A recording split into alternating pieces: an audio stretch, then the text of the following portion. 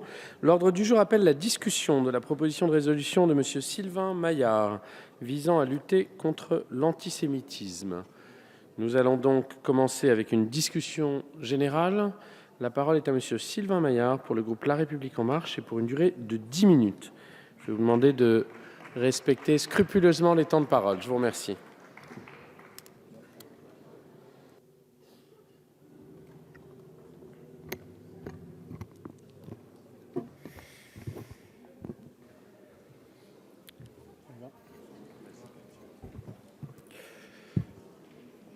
Monsieur le Président, Monsieur le Ministre, mes chers collègues, j'ai l'honneur, après un travail de plus de 2 ans du groupe d'études antisémitisme transpartisan que je préside, accompagné de mes 130 collègues co-signataires, de présenter devant vous une proposition de résolution visant à lutter contre l'antisémitisme.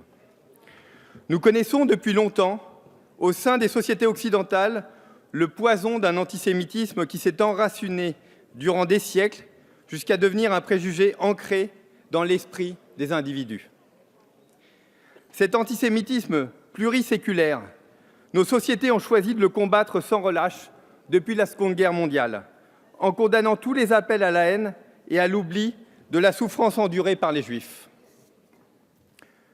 En 1990, la loi Guessot et sa condamnation de la négation des crimes contre l'humanité fut une preuve de l'engagement de la France dans ce combat qui l'honore.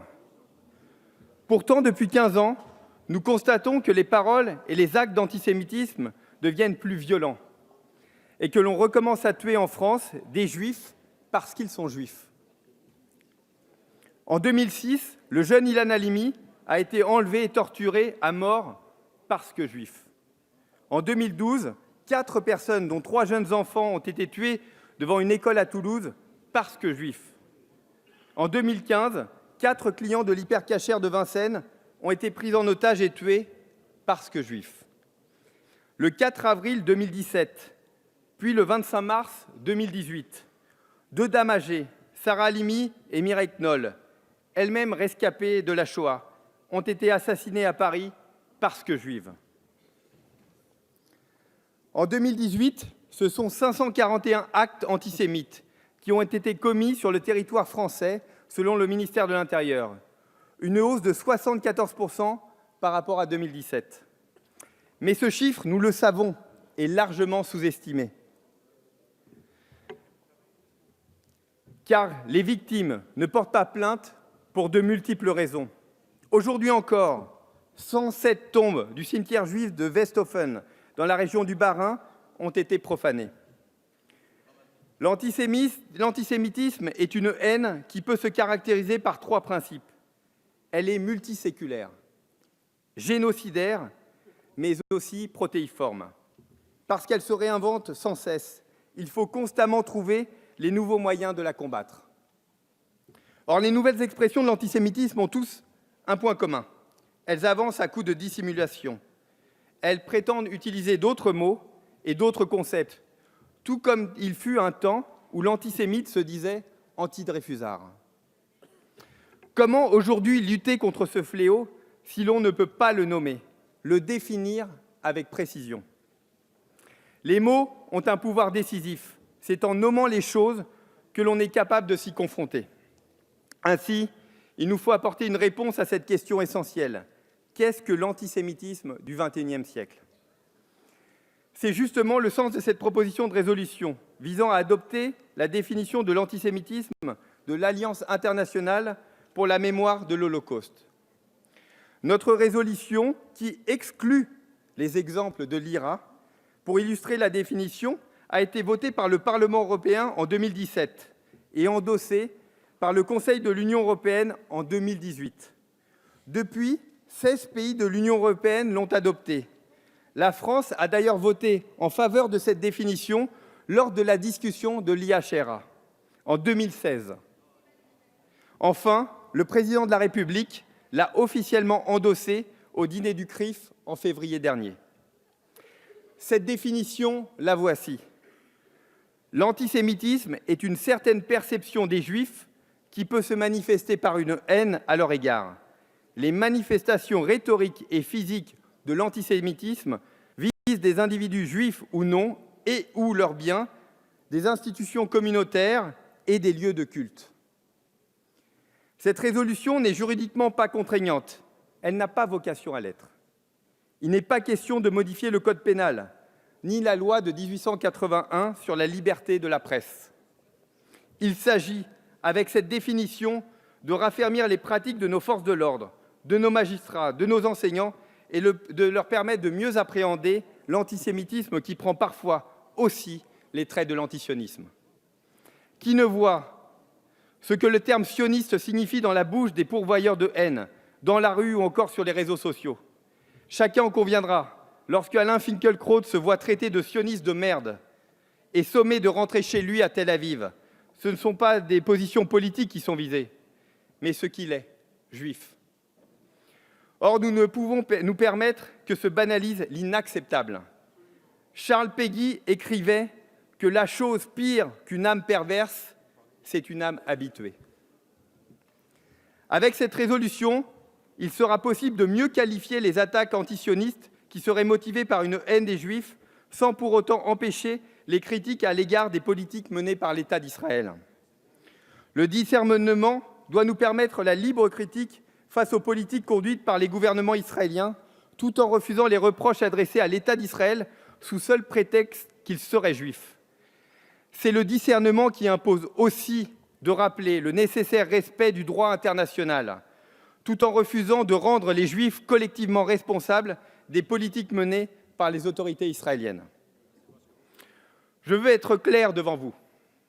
Nous devons critiquer les politiques des gouvernements israéliens sous tous leurs aspects lorsque cela est nécessaire, car critiquer Israël et sa politique, y compris la question de ses frontières, n'est pas un acte antisémite, mais lui refuser le droit à exister en est un. En France, nous avons toujours placé les libertés d'expression et d'opinion comme deux des valeurs les plus fondamentales de notre République. Mais la haine de l'autre n'est pas une opinion. Et une insulte antisémite ne doit pas être vue comme une preuve d'indépendance d'esprit, mais seulement d'ignorance. Il s'agit, avec l'adoption de cette résolution, d'éduquer, d'instruire, d'offrir une définition comme base sur laquelle les professeurs s'appuieront pour expliquer l'antisémitisme aux nouvelles générations, afin de leur apprendre où s'arrête la critique argumentée et où commence l'insulte, le délit. L'adoption de cette proposition de résolution ne vise en aucun cas à hiérarchiser les discriminations ou les haines. Je salue à ce titre la création, décidée par la Conférence des présidents, à l'initiative du président Legendre avec le soutien du président Ferrand, d'une mission d'information sur l'évolution des différentes formes de racisme et de discrimination qui existent aujourd'hui dans notre pays. Pour ma part, je crois au pouvoir des mots et à l'éducation, et je pense que c'est notamment les choses que l'on peut transmettre, leur sens, et faire grandir l'humanité. Ainsi, la représentation nationale se doit de mettre des mots sur ce qu'est le nouvel antisémitisme. À travers ce texte, il ne s'agit pas de diviser ni de stigmatiser, mais au contraire de nous rassembler pour faire corps avec nos fondamentaux, nos principes républicains, liberté, égalité, fraternité. Il s'agit de proclamer haut et fort la fraternité universelle pour encore mieux lutter contre l'antisémitisme. Chers collègues, la France doit s'honorer aujourd'hui de graver dans la pierre cette définition de l'antisémitisme au même titre que nos partenaires européens. Tel est notre devoir en tant que législateur, tel est notre devoir en tant que citoyen. Je vous remercie. Je vous remercie, Monsieur Maillard. La parole est maintenant à Madame Constance Le Grip pour le groupe Les Républicains et pour une durée de 5 minutes.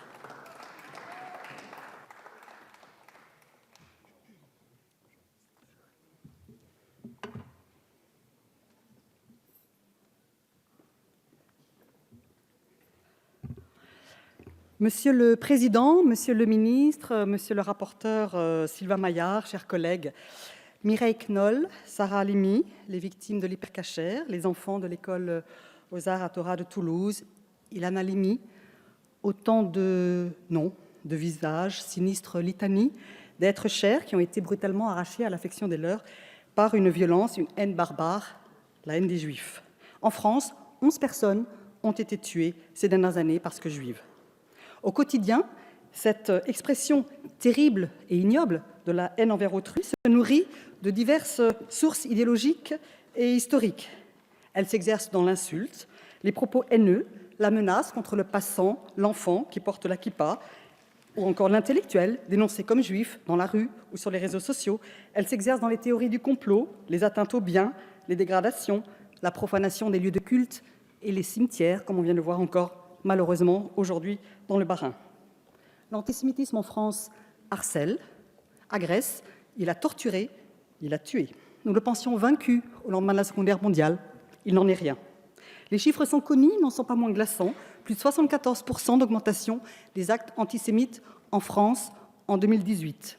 C'est le bilan tristement dressé à la fois par les statistiques officielles du ministère de l'Intérieur et la Commission nationale consultative des droits de l'homme. Et il y a fort à parier que lorsque les chiffres officiels pour 2019 seront connus, ils ne montreront certainement pas une décrue des actes antisémites.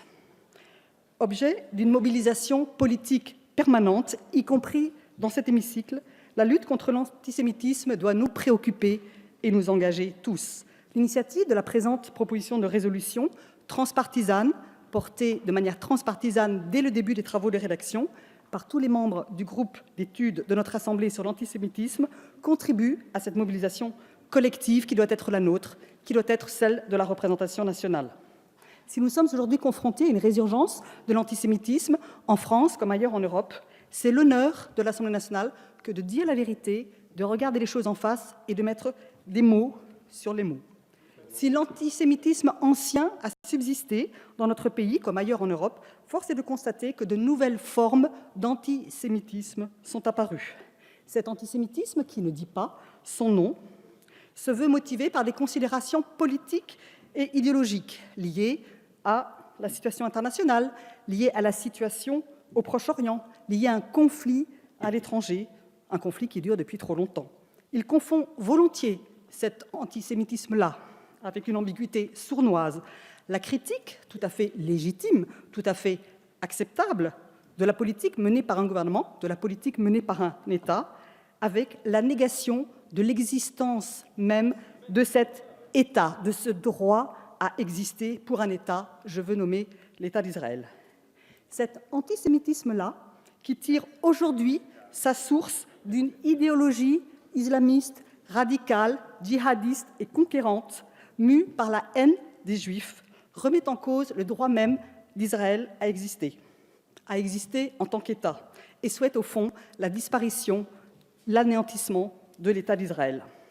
Cet antisémitisme-là, né au XXe siècle, et qui avance la plupart du temps sous le masque de l'antisionisme, ne saurait nous laisser indifférents, ne saurait nous laisser démunis. Nous devons le décrire, le définir, le caractériser. C'est tout le but de cette définition de travail adoptée, proposée par l'Alliance internationale pour la mémoire de l'Holocauste, une organisation intergouvernementale à laquelle appartient la France, comme la quasi-totalité des pays de l'Union européenne. Décrire, définir, caractériser l'antisémitisme d'aujourd'hui sous toutes ses formes, y compris les plus insidieuses et les plus ambiguës, y compris celle qui s'en prend au droit même d'exister, dont est doté l'État d'Israël. Voilà à quoi s'emploie cette définition de travail de l'Alliance internationale, une définition à la fois courte, précise et complète, qui se veut un outil pédagogique à la disposition d'un certain nombre d'acteurs essentiels de la lutte contre l'antisémitisme, l'éducation nationale, la justice, la police, la gendarmerie, par exemple. Cette définition, qui fut adoptée par le Parlement européen, ça a été rappelé par notre rapporteur Sylvain Maillard le 1er juin 2017, j'avais en tant que membre du Parlement européen à l'époque eu l'honneur de la voter, elle a le mérite de pouvoir, par exemple, faire reconnaître comme antisémites des propos haineux tenus à l'encontre de l'État d'Israël et appelant à son anéantissement en ce qu'il est constitué, l'État d'Israël, perçu comme une collectivité composée de citoyens juifs. Bien évidemment, l'adoption de cette définition de travail ne saurait en rien limiter la critique à l'encontre d'une politique menée par un gouvernement, d'une politique menée par un État. Et nul ne se prive de critiquer cette politique. Je voulais donc affirmer, Monsieur le Président, et j'en termine, l'engagement résolu du groupe Les Républicains à voter en faveur de cette proposition de résolution, l'engagement résolu de notre famille politique à lutter contre l'antisémitisme sous toutes ses formes, comme d'ailleurs contre toute forme de racisme et de haine des autres. Je vous remercie. Je vous remercie. La parole est maintenant à Monsieur Bruno Millienne pour le groupe Mouvement démocrate et apparenté et pour une durée de 10 minutes.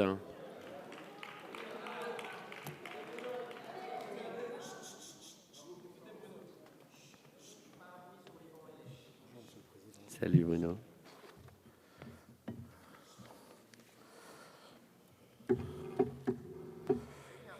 Monsieur le Président, Monsieur le Ministre, Monsieur le député Maillard, mes chers collègues, la recherche de la concorde entre les individus de pays, d'opinions ou de confessions différentes est l'idéal qu'a toujours poursuivi ma famille politique et nous savons combien les sujets religieux et identitaires viennent parfois le compromettre. Le groupe Mouvement démocrate et apparenté se sent totalement solidaire de ce combat. Il a même été, pour beaucoup d'entre nous, la raison de notre engagement politique. L'antisémitisme, comme toutes les formes de racisme, n'ont pas leur place dans notre République. Et cela, nous devons le réaffirmer autant que nécessaire. Car si la démocratie a un ennemi, c'est bien le camp du fanatisme, de l'intégrisme et de l'ignorance que celui-ci trouve ses plus grandes forces. C'est pourquoi notre République a très tôt compris l'enjeu que représentait pour elle l'instruction, celle qui permet de s'élever un peu plus haut que soi, d'être à même de pouvoir se forger une opinion et d'être capable de saisir l'immensité du savoir, de la connaissance qui forme notre commune humanité. Nous savons aussi que cette tâche est sans cesse à recommencer et que chaque génération porte la responsabilité de s'y tenir. Notre temps est traversé de convulsions qui donnent lieu à des actes de la plus extrême barbarie. Vous en rappelez quelques-uns, monsieur le député. Agression, injures, meurtres, profanation. Notre pays, comme beaucoup d'autres en Europe, connaît une recrudescence de la violence à l'endroit des Juifs. Et nous savons que cet antisémitisme prend racine pour une large part dans un conflit et dans des affrontements qui dépassent largement nos frontières nationales. Vous le dites parfaitement, mon cher collègue Maillard, l'antisémitisme du XXIe siècle a changé. Il est porté au nom de causes différentes, mais les motifs de sa haine restent, quoi que l'on en dise, toujours les mêmes. Mêmes injures, mêmes stéréotypes, même a priori. L'ignorance et la bêtise n'ont jamais eu beaucoup d'imagination, mais crient toujours plus fort que tout le monde. La colère des imbéciles remplit le monde, écrivait déjà Bernanos dans ses grands cimetières sous la lune. Il revient aux hommes de bonne volonté de ne pas y succomber et de tenir ferme la voie de la mesure, la seule qui puisse éviter que le monde ne se défasse. Et pour cela, je ne connais qu'une seule exigence, la fraternité, et qu'un seul moyen, rassembler. Rassembler, c'est se tenir à égale distance des uns et des autres. C'est n'être pas pris dans le jeu des soubresauts de l'actualité qui enferment et condamnent à être le jouet d'un destin qui vous domine. C'est tracer, au-delà des événements de notre quotidien, les conditions de la vie citoyenne et de la concorde. Rassembler, c'est aussi saisir dans un même mouvement toutes les données d'un problème pour en trouver une issue par le haut et pour tous. C'est enfin créer les conditions du rassemblement. À l'évidence, celles-ci ne sont pas ici réunies.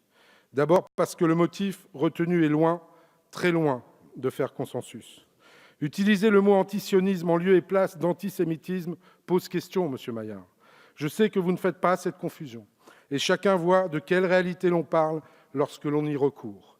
Mais attester de sa validité, même qui recouvrirait une réalité de fait à laquelle chacun pourrait se référer, c'est nier sa polysémie, l'étendue de ses définitions. C'est un terrain sur lequel nous croyons qu'il est risqué de s'engager. Chacun reconnaît le travail fait par l'Alliance internationale pour la mémoire de l'Holocauste. Travail de sensibilisation, travail d'information. Nous savons aussi l'inquiétude de cette organisation et d'autres face à la montée des menaces qui pèsent sur Israël.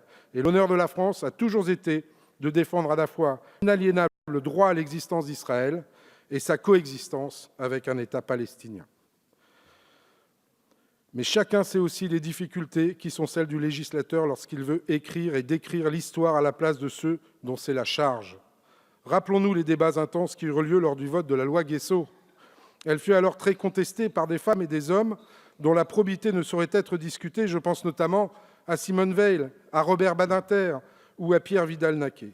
Le mérite de cette loi, et la raison pour laquelle elle a subsisté, c'est qu'elle entendait lutter contre tout acte raciste, antisémite ou xénophobe.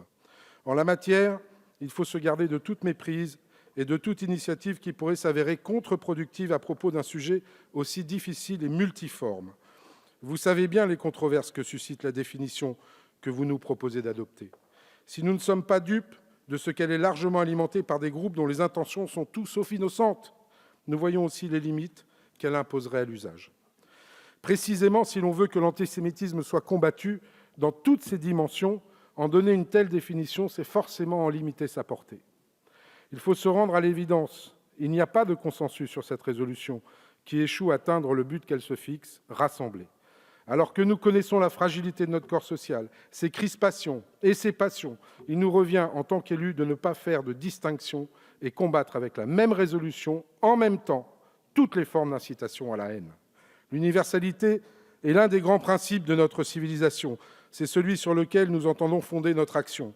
C'est pour cette raison que nous considérons que ce sujet aurait dû être abordé d'un point de vue global, en traitant de toutes les questions, toutes les problématiques, tous les aspects du sujet. C'est pourquoi nous soutenons l'idée de la création, portée par nos collègues de La République En Marche, d'une mission d'information dont l'objet sera précisément de faire un état des lieux des formes nouvelles que prend le racisme de nos jours.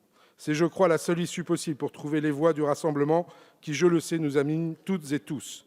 C'est ce message que nous devons relayer, celui d'une République qui prend en compte le devenir de tous les citoyens. En attendant, le groupe du mouvement démocrate apparenté s'abstiendra sur ce texte et laissera la liberté de vote à chacun de ses membres. Je vous remercie. Je vous remercie. La parole est maintenant à Madame Michèle Victory pour le groupe socialiste et apparenté, et pour une durée de 10 minutes.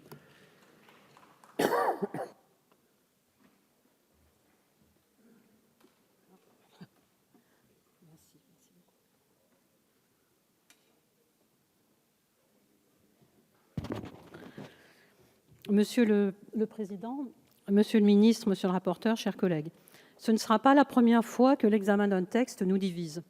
La proposition que nous examinons aujourd'hui n'échappe pas à cette règle. Elle est non seulement inutile, mais nous paraît porter en elle des germes d'une controverse et d'une instrumentalisation dangereuse dont notre pays n'a vraiment pas besoin. Bien que la seconde proposition ait été expurgée des éléments qui avaient déclenché nombre de réactions et une inquiétude légitime quant à l'intention de ce texte, le doute que vous avez semé persiste et vous prenez là la responsabilité d'exalter des antagonismes. Car au fond, cette résolution tente d'assimiler deux concepts bien différents, l'antisémitisme, facette insupportable d'un racisme devenu banalement quotidien, et l'antisionisme, dont nous voyons bien que s'il peut lui arriver de servir des objectifs critiquables, ne peut être ainsi stigmatisé et considéré comme un délit. En assimilant ainsi des notions qui recouvrent des positions potentiellement bien différentes, c'est une attaque sourde qui est faite contre tous ceux qui tentent d'apporter leur soutien à tous les peuples dépossédés, déplacés et privés de leurs droits essentiels. Le droit d'expression, inscrit dans le droit français, qui permet à chacun d'exprimer des opinions dans le respect de l'intégrité des citoyens et des États, doit être protégé à chaque instant, quelles que soient les positions et les convictions qui animent chacun et chacune d'entre nous, comme doit l'être le combat contre toutes les formes de xénophobie, de racisme, qui gangrènent beaucoup trop d'esprits, beaucoup trop de notre espace républicain commun. Ce sont toutes les victimes de propos et d'actes haineux que nous devons protéger avec considération et fermeté. Il n'est nul besoin d'en distinguer certaines ou d'énoncer des définitions spécifiques valant pour telle communauté, pour telle religion. Il y a à défendre avec conviction les lois républicaines qui ont forgé au cours des siècles la force de l'universalisme et de l'humanisme. Nos lois rejettent et punissent toute forme de discrimination, toute manifestation de haine avec le même objectif, celui de se donner les moyens de lutter contre les dérives, de sanctionner et d'apaiser les tensions. Nul besoin de compétition entre les formes de haine et de racisme pour rendre justice à ceux qui en sont les victimes et pour signifier à tous les bourreaux que nous ne fermons pas les yeux, que nous avons accepté, nous, élus de la République, comme tous citoyens du monde, la mission qui consiste à prêter notre voix aux colères oubliées, aux misérables de tous bords, et à ceux qui attaquent, et à ceux qui attendent que nous disions l'espoir d'un monde plus juste, que nous refusions une triste indifférence à l'égard de leurs souffrances. Le Proche-Orient, comme d'autres parties du monde, est en proie de fortes tensions et à des situations politiques et sociales qui nous divisent, mais que l'on doit pouvoir évoquer et discuter de manière respectueuse et sincère. De très nombreuses personnalités, 123 universitaires juifs, mais beaucoup d'autres, directement concernés par ces problématiques, se sont exprimés pour dire leurs craintes et le refus d'un texte qui ne peut qu'instrumentaliser les positions des uns et des autres et qui, en fin de compte, propose une interprétation outrancière de la notion d'antisionisme. Toutes témoignent du fait que le droit de critiquer la politique menée par un État, quel qu'il soit, est une liberté fondamentale de notre démocratie, inscrite dans notre Déclaration des droits de l'homme, et que tenter de criminaliser ces prises de position, sous prétexte qu'elles puissent porter en elles les germes d'un racisme ou d'un antisémitisme latent, n'est ni historiquement ni politiquement juste. La tentative d'assimiler la critique de la politique d'un État, d'Israël, et non pas de l'État lui-même, à une forme moderne et déguisée d'un antisémitisme, malheureusement toujours vivant, nous choque profondément, comme elle choque, je le crois, tous les humanistes, toutes les femmes et les hommes engagés sincèrement dans cette approche universaliste de la défense des droits de l'homme, en Palestine comme ailleurs. Cette proposition entend approuver la définition opérationnelle de l'Alliance internationale pour la mémoire de l'Holocauste, cette définition qui traîne avec elle en annexe des exemples d'interprétation à destination de celles et ceux qui auraient besoin d'une lecture expliquée pour comprendre et se forger un jugement est préoccupante. Certains pays, certes, l'ont adoptée, mais la France, en chérissant son modèle de laïcité, n'a pas besoin de matériel nouveau pour dire son rejet farouche de l'antisémitisme. Pourtant, cette définition n'est jugée acceptable ni par la Commission consultative des droits de l'homme, autorité indépendante qui n'a apparemment pas été auditionnée sur cette douloureuse question, ni par la grande majorité des associations engagées dans les luttes contre le racisme et la xénophobie. Vous ne les avez pas citées ici, chers collègues, mais elles sont nombreuses à y voir, comme nous, le risque flagrant de l'affaiblissement de cette approche à laquelle nous tenons tant, celle qui porte haut l'exigence de transparence et d'impartialité, de justice et de liberté. Et puisque nos divergences sur cette question ne cessent d'enflammer les débats, nous sommes satisfaits que la conférence des présidents ait acté ce matin la mise en place d'une commission parlementaire qui entendra toutes les parties prenantes et pourra élaborer peut-être alors un nouveau cadre de réflexion et de propositions sur lesquels nous pourrons travailler et nous rassembler. Alors oui, si nous voulons renforcer les outils de notre arsenal législatif dans la lutte contre toutes les formes de racisme et de discrimination, peut-être devrons-nous passer au crible une nouvelle fois toutes les dispositions qu'elles contiennent afin de veiller à ce que rien dans ce domaine ne puisse, par inattention ou par manque de courage, laisser des messages et des actes répréhensibles sombrer dans la banalité ou l'indifférence. Notre justice a toute capacité à apprécier les dérives qui peuvent se cacher derrière des mots, et c'est précisément ce qui s'est passé récemment lorsqu'un manifestant a pris à partie un philosophe juif en marge d'une manifestation. Nous ne pouvons et ne devons renoncer à relire les pages les plus sombres de notre histoire, à les scruter à l'aune de l'intelligence collective, de la connaissance et de la volonté partagée à vaincre le désespoir et l'injustice, à proposer des médiations, à tenter des chemins de paix, à imaginer de nouveaux outils pour retisser les fils cassés. Mais il n'est pas de notre rôle de rogner chaque jour un peu plus sur la liberté d'expression, sur notre capacité d'indignation, sur nos convictions et l'expression de celles-ci.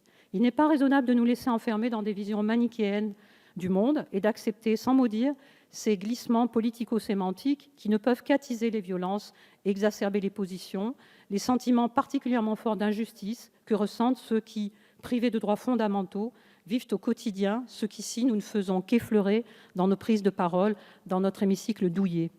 Nous sommes tous ici parce que dépositeurs de la parole d'autrui, encore plus que de la nôtre, conscients de l'importance de la justesse des mots, de leur portée symbolique et de leur utilité dans notre désir de changer le monde, sans arrogance, sans certitude, mais avec toute la force de nos engagements. Alors non, nous ne pouvons pas nous satisfaire de cette tentative d'amalgame inutile et singulièrement malvenue. Nous préférons investir sur des moyens mis en faveur de la justice et de l'école, sur la diversité et la richesse de notre corps social, sur la lecture attentive de nos textes fondateurs, pour parvenir à rendre illégitime toute forme de discrimination. Plus de justice afin de donner aux magistrats la possibilité de veiller à l'application de la loi partout. Il est aussi de leur responsabilité de discerner, derrière d'éventuels propos affichés comme antisionistes, des appels à la haine dont nous ne voulons pas. Plus d'éducation afin de mettre le respect, le libre arbitre au cœur des enseignements, des pratiques et du quotidien de notre jeunesse. Plus de solidarité fraternelle pour redonner courage aux exclus de notre société. C'est de tout cela dont nous devrions nous nourrir et nous enrichir, et c'est la raison pour laquelle notre groupe socialiste et apparenté a proposé une PPR dont l'unique article est de lutter contre toutes les formes de discrimination et de rappeler solennellement notre détermination commune ici, dans l'Assemblée du peuple, à lutter contre ce qui nous divise, nous blesse et nous éloigne de notre humanité. L'engagement de la France en faveur d'une définition universaliste de la citoyenneté ne peut se construire sur des origines, des critères d'appartenance à des ethnies, des religions, des orientations politiques ou à des particularismes qui ne cessent de se faire entendre. Il y a dans l'histoire tumultueuse de notre République la détermination forte de toujours préférer l'intérêt général et la générosité de l'universel aux revendications particulières, en construisant un chemin de liberté, en combattant l'oppression. Donner à la loi les moyens de notre belle ambition devrait nous réunir aujourd'hui et tout au long de cette mandature. Et c'est de notre détermination à sortir des textes incantatoires pour affronter avec réalisme les fractures de notre société dont il doit être question ce soir. Vous l'aurez compris, chers collègues, mon groupe unanimement votera contre cette proposition. Je vous remercie. La parole est maintenant à Monsieur Meyer Habib pour le groupe UDI, Agir et Indépendants, et pour une durée de 10 minutes.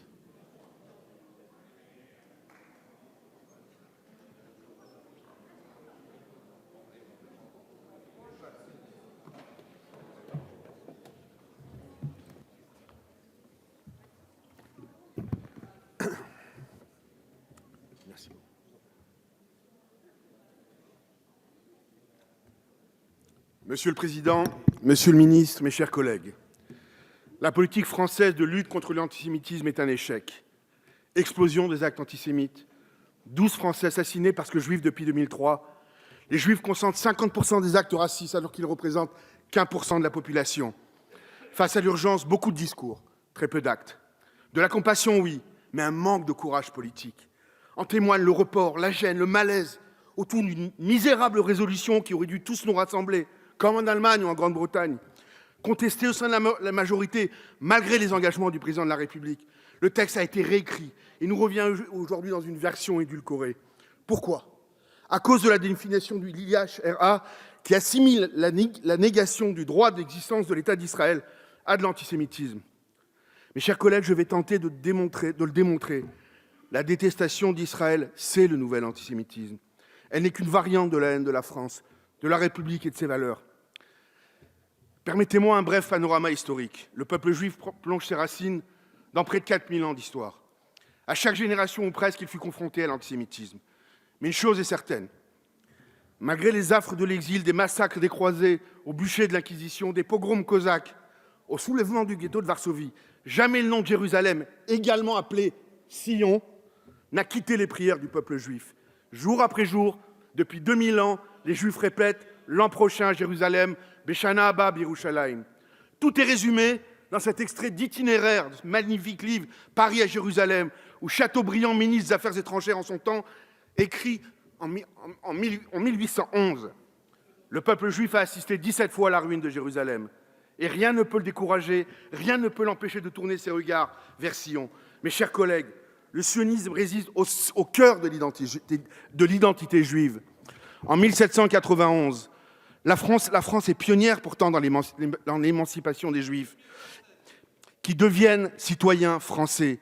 Ils épousent en masse les idéaux de la République et la contribution du franco-judaïsme, la contribution du franco-judaïsme à la France est immense. Bien avant Léon Blum, Simone Veil, Robert Badinter, Romain Gary, Simone Signoret ou Gainsbourg, il y eut Marcel Proust, André Citroën ou les frères Pereire et tant d'autres. Malgré cela, dès le 19e siècle, nationalistes et réactionnaires accusent le juif d'être un ennemi de l'intérieur et un cosmopolite. Pour l'antisémitisme de gauche, le juif, c'est la finance internationale et le capitalisme à abattre.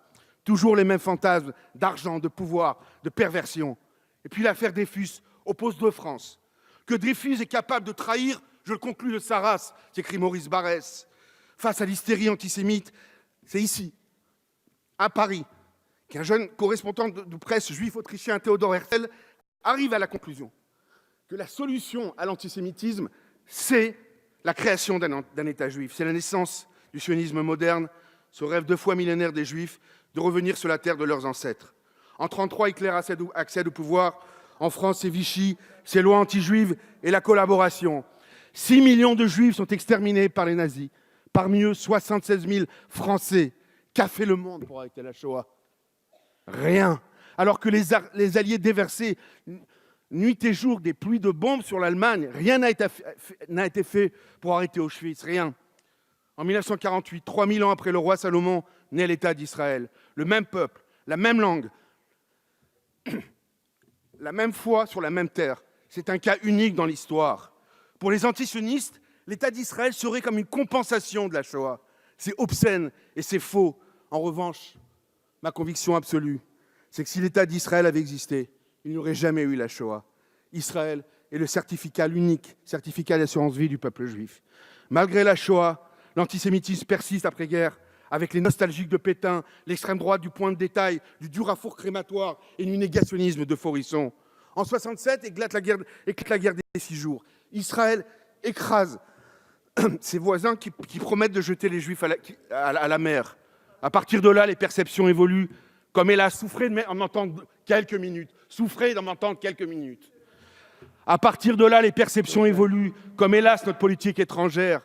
Les mêmes qui exprimaient compassion et pitié pour les Juifs en pyjama rayé se mettent à les haïr quand ils se défendent libres, les armes à la main en uniforme de Tzahal.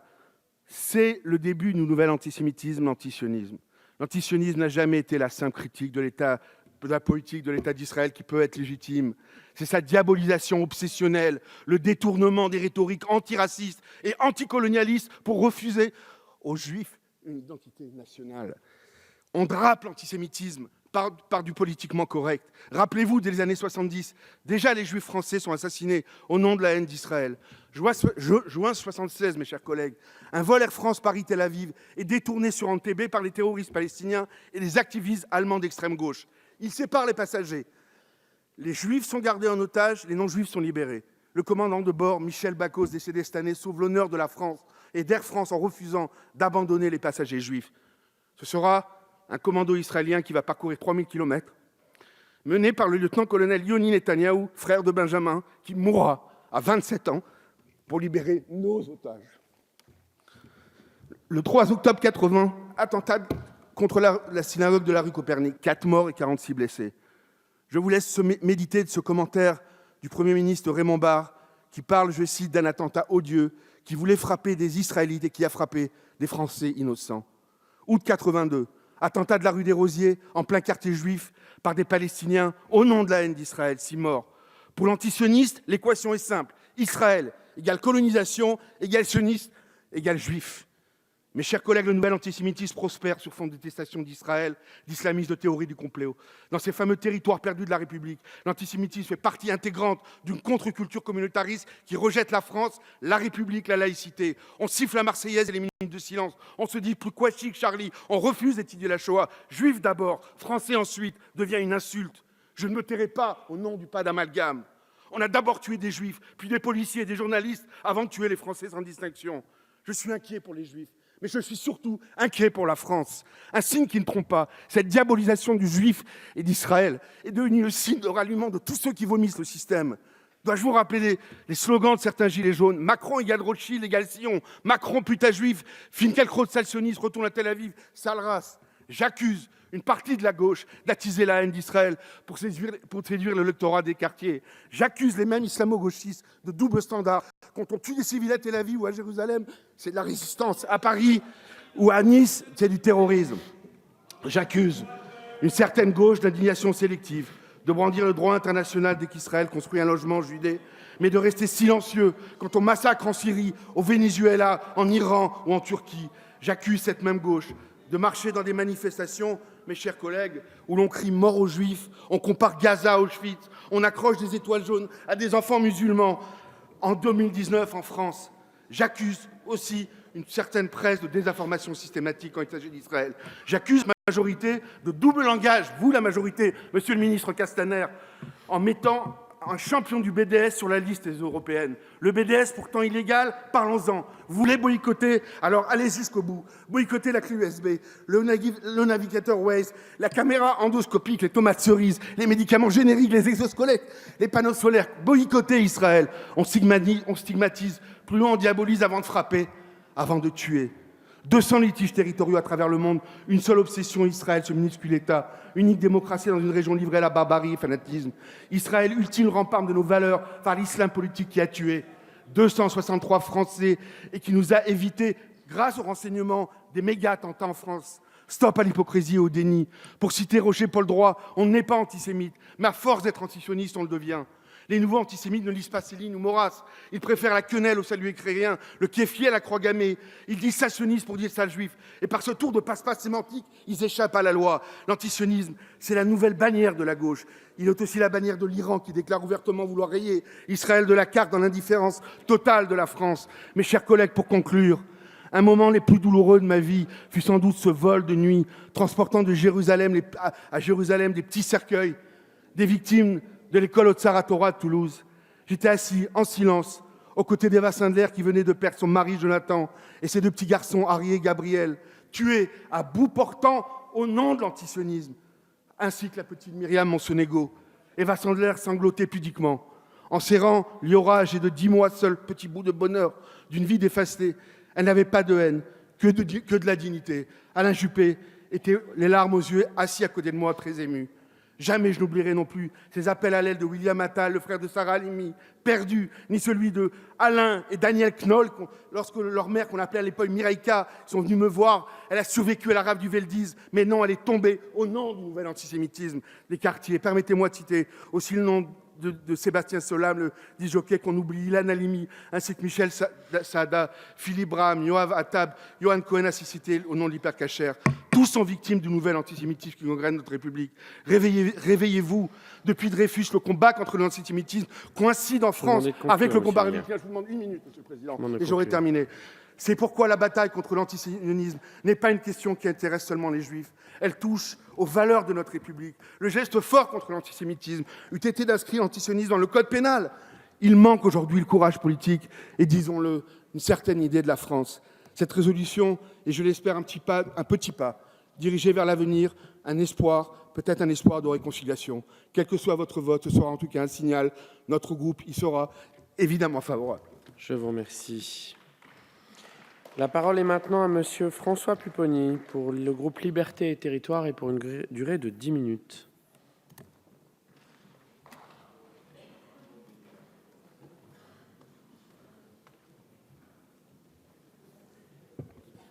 Monsieur le Président, Monsieur le Ministre, Monsieur le rapporteur, mon cher Sylvain, mes chers collègues.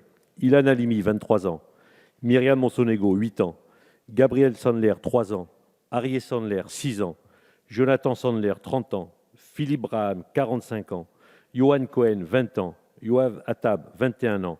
François-Michel Saada, 64 ans. Sarah Halimi, 65 ans. Mireille Knoll, 80 ans. 11 juifs. 11 Français de confession juive tués en France parce que juifs entre 2006 et 2018, tués par d'autres Français, pour la plupart soumis à l'idéologie islamiste. Notre pays est malheureusement de loin celui qui déplore le plus grand nombre de victimes de la nouvelle vague d'antisémitisme qui touche l'Europe. La France n'est pas un pays antisémite, mais il y a en France des antisémites. Et surtout, la France a un problème avec son antisémitisme. Elle ne veut en fait ni le voir vraiment, ni l'admettre, ni le traiter, ni l'affronter réellement. Des choses sont faites, mais c'est visiblement loin d'être suffisant, car le cancer de l'antisémitisme est toujours là. Après chaque acte antisémite, ce sont les mêmes discours répétés et ressassés. Tuer un juif, c'est tuer la République. La France sans les juifs, ce n'est plus la France. J'ai de plus en plus de mal à entendre ces discours lénifiants, certes nécessaires, mais tellement insuffisants. Ce n'est plus le temps des paroles, c'est le temps des actes. Et parmi ceux-ci, il y a cette motion.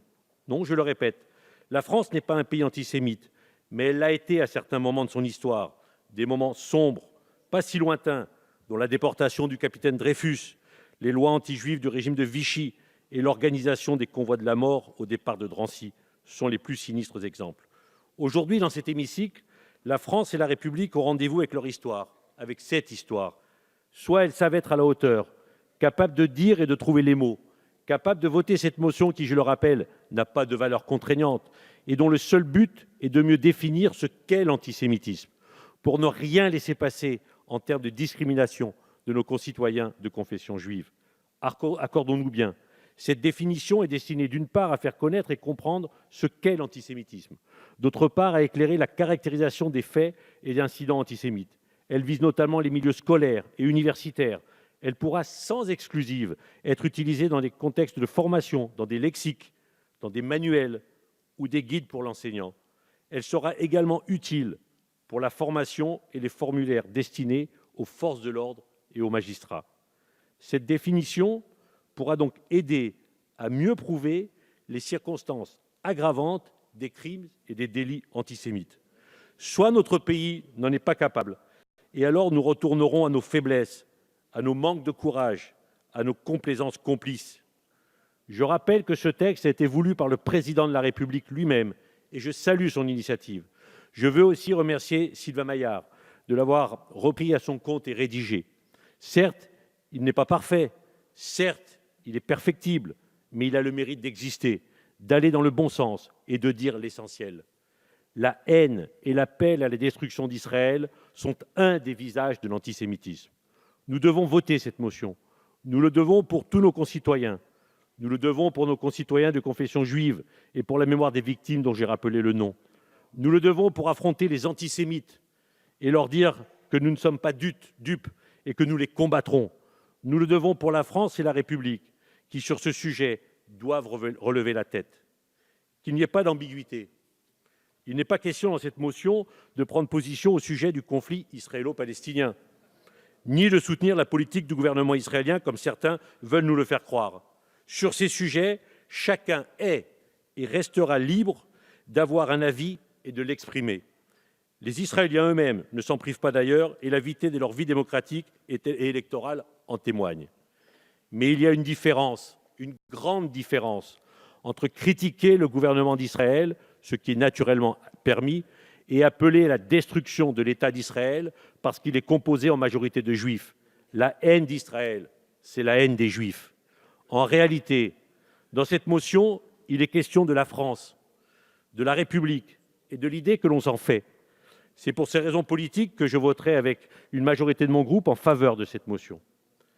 Mais j'aimerais ajouter une raison plus personnelle qui m'anime intimement. Mon vote, je le dédie à Eva Sandler et à Yael Cohen. Eva Sandler est une femme remarquable et admirable qui a perdu 2 enfants, sa nièce et son mari, dans l'attentat islamiste de l'école Ozar Torah à Toulouse. Yael Cohen est une femme tout aussi remarquable et admirable qui habitait Sarcelles et dont le fils a été la première victime de l'attentat islamiste de l'Hypercacher de la porte de Vincennes. C'est moi, en tant que maire, qui ai eu la charge de lui confirmer cette terrible nouvelle. Ces 2 femmes, qui sont devenues des amies, ont quitté la France parce qu'elles considéraient que leur pays, notre pays, n'avait pas été capable de protéger leurs maris et leurs enfants qui voulaient tout simplement vivre leur judaïsme. Leur départ, pour ces motifs, doit être pour nous un électrochoc. Oui, des Français de confession juive quittent la France, leur pays qu'ils aiment, parce qu'ils ne se sentent plus en sécurité en tant que juifs. Quelques jours après l'effroyable tuerie de Toulouse, Eva Sandler était venue s'installer à Sarcelles, dans la ville dont j'ai été le maire pendant 20 ans. Elle était venue s'y installer avec sa fille, la petite dernière, seule survivante parmi ses enfants. Pendant ces années sarcelloises, j'ai noué avec elle une amitié forte et sincère. Et puis, le 20 juillet 2014, sous les fenêtres de l'appartement où elle vivait, une manifestation pro-palestinienne a dégénéré en une horde antisémite d'où se mêlaient alors les cris de mort aux Juifs et mort à Israël, qui n'étaient pour les manifestants qu'un seul et même mot d'ordre. C'est suite à ces émeutes qu'elle m'a annoncé sa décision de partir pour Israël, car elle ne pouvait plus rester dans un pays où elle ne se sentait pas en sécurité compte tenu de sa religion. Je voterai cette motion car lors de notre prochaine rencontre, je veux pouvoir regarder Eva Sandler droit dans les yeux. Je veux pouvoir lui dire que la France ne se résigne pas, que la France se bat, que la France lutte pour qu'il n'y ait plus jamais de drame comme celui qu'elle a vécu.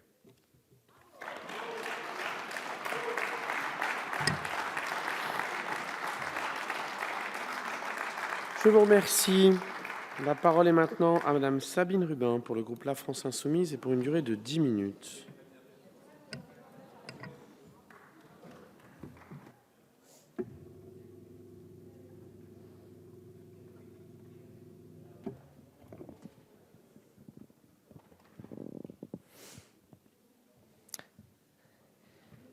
Monsieur le Président, Monsieur le Ministre, chers collègues, en préambule, je voudrais réaffirmer que la lutte contre l'antisémitisme et toutes les formes de racisme a toujours été au cœur de mon engagement, tant politique que personnel.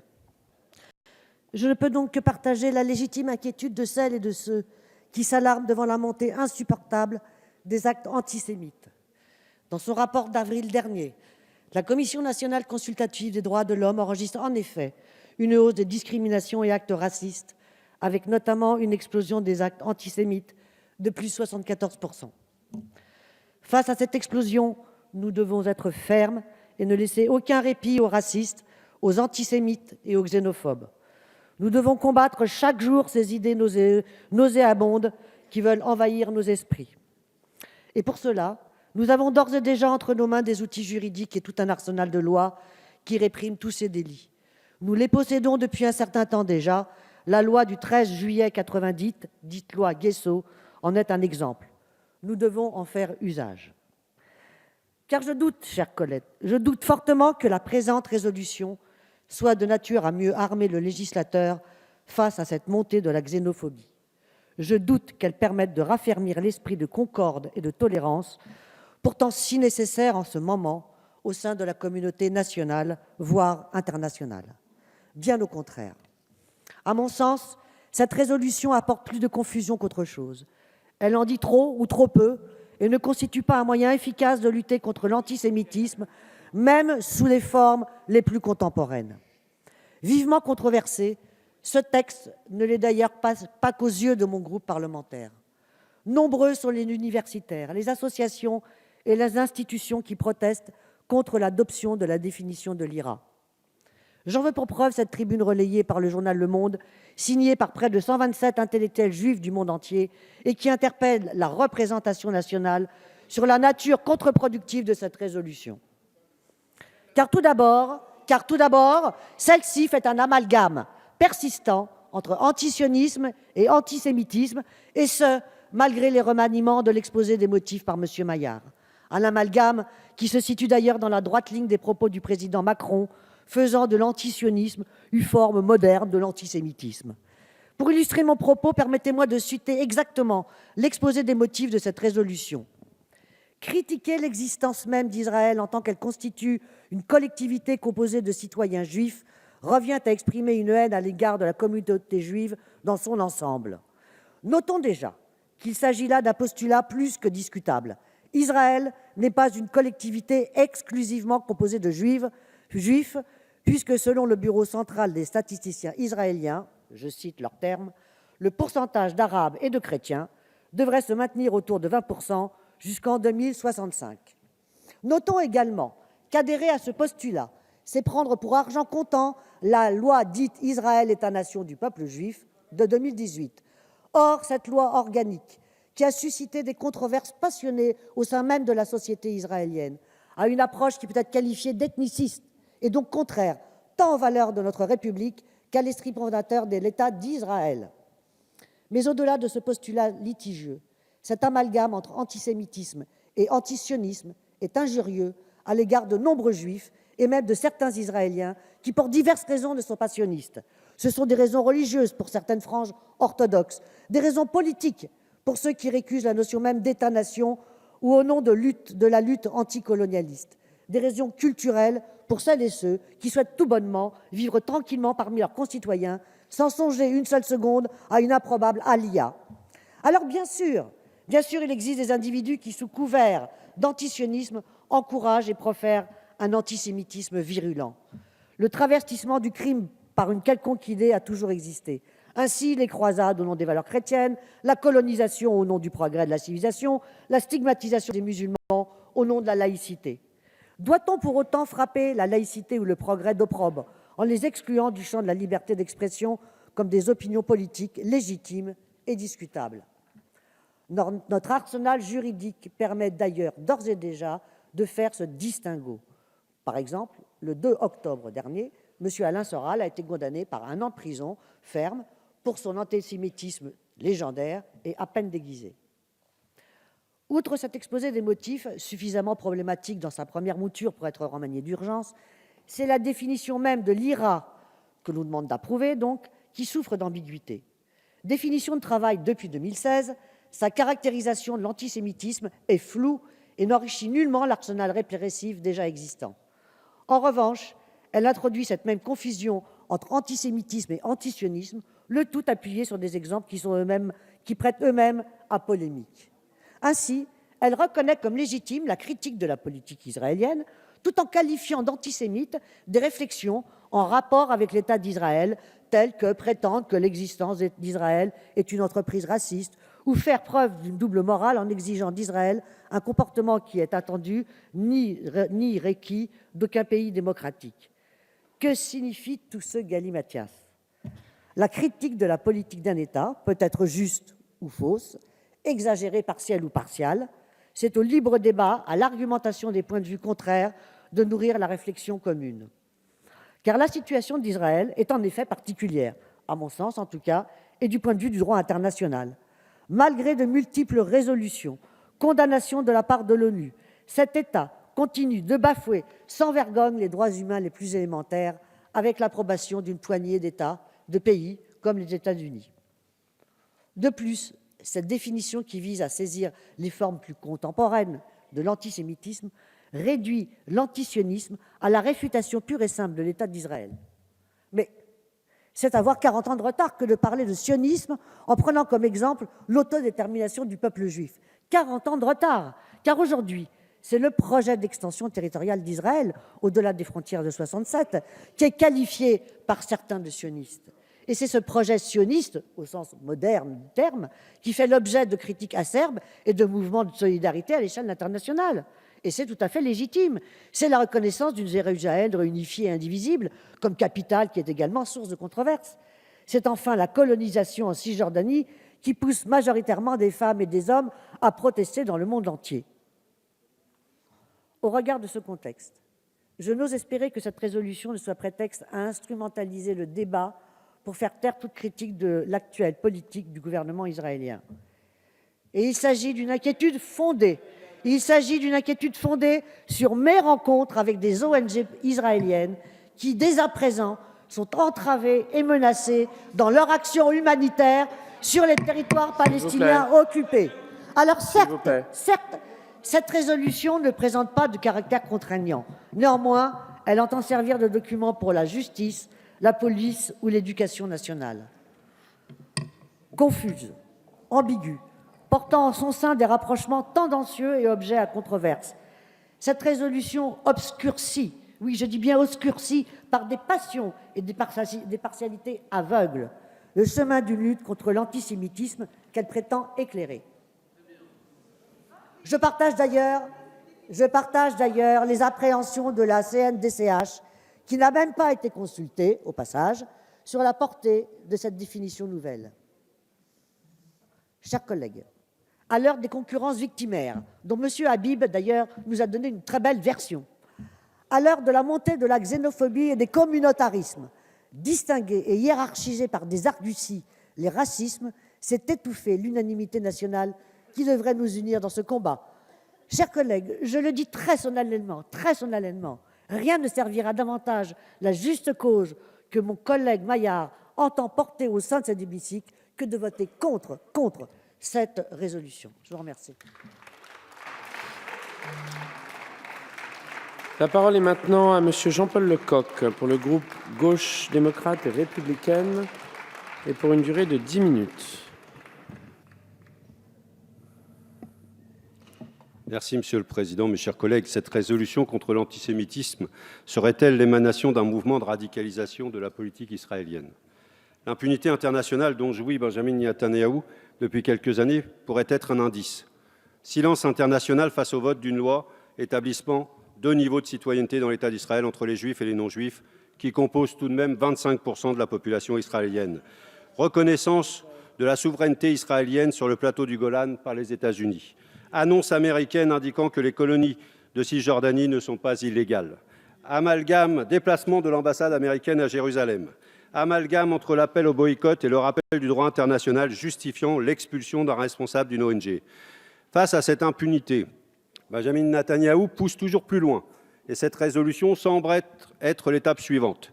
Car avec cette résolution, notre Assemblée risque de mettre 2 coups de hache dans nos principes républicains les plus fondamentaux. Premièrement, vous proposez de voter la définition d'une catégorie du racisme, l'antisémitisme. Aussi abject soit-il, l'antisémitisme ne peut relever d'un point de vue judiciaire et juridique que du racisme. Les lois françaises criminalisent toutes les formes de racisme et organisent la liberté d'expression en France. Depuis la loi sur la liberté de la presse en 1881 jusqu'à la loi de 1990, dite Guesso, tendant à réprimer tout acte raciste, antisémite ou xénophobe, en passant par la loi de 1972 relative à la lutte contre le racisme.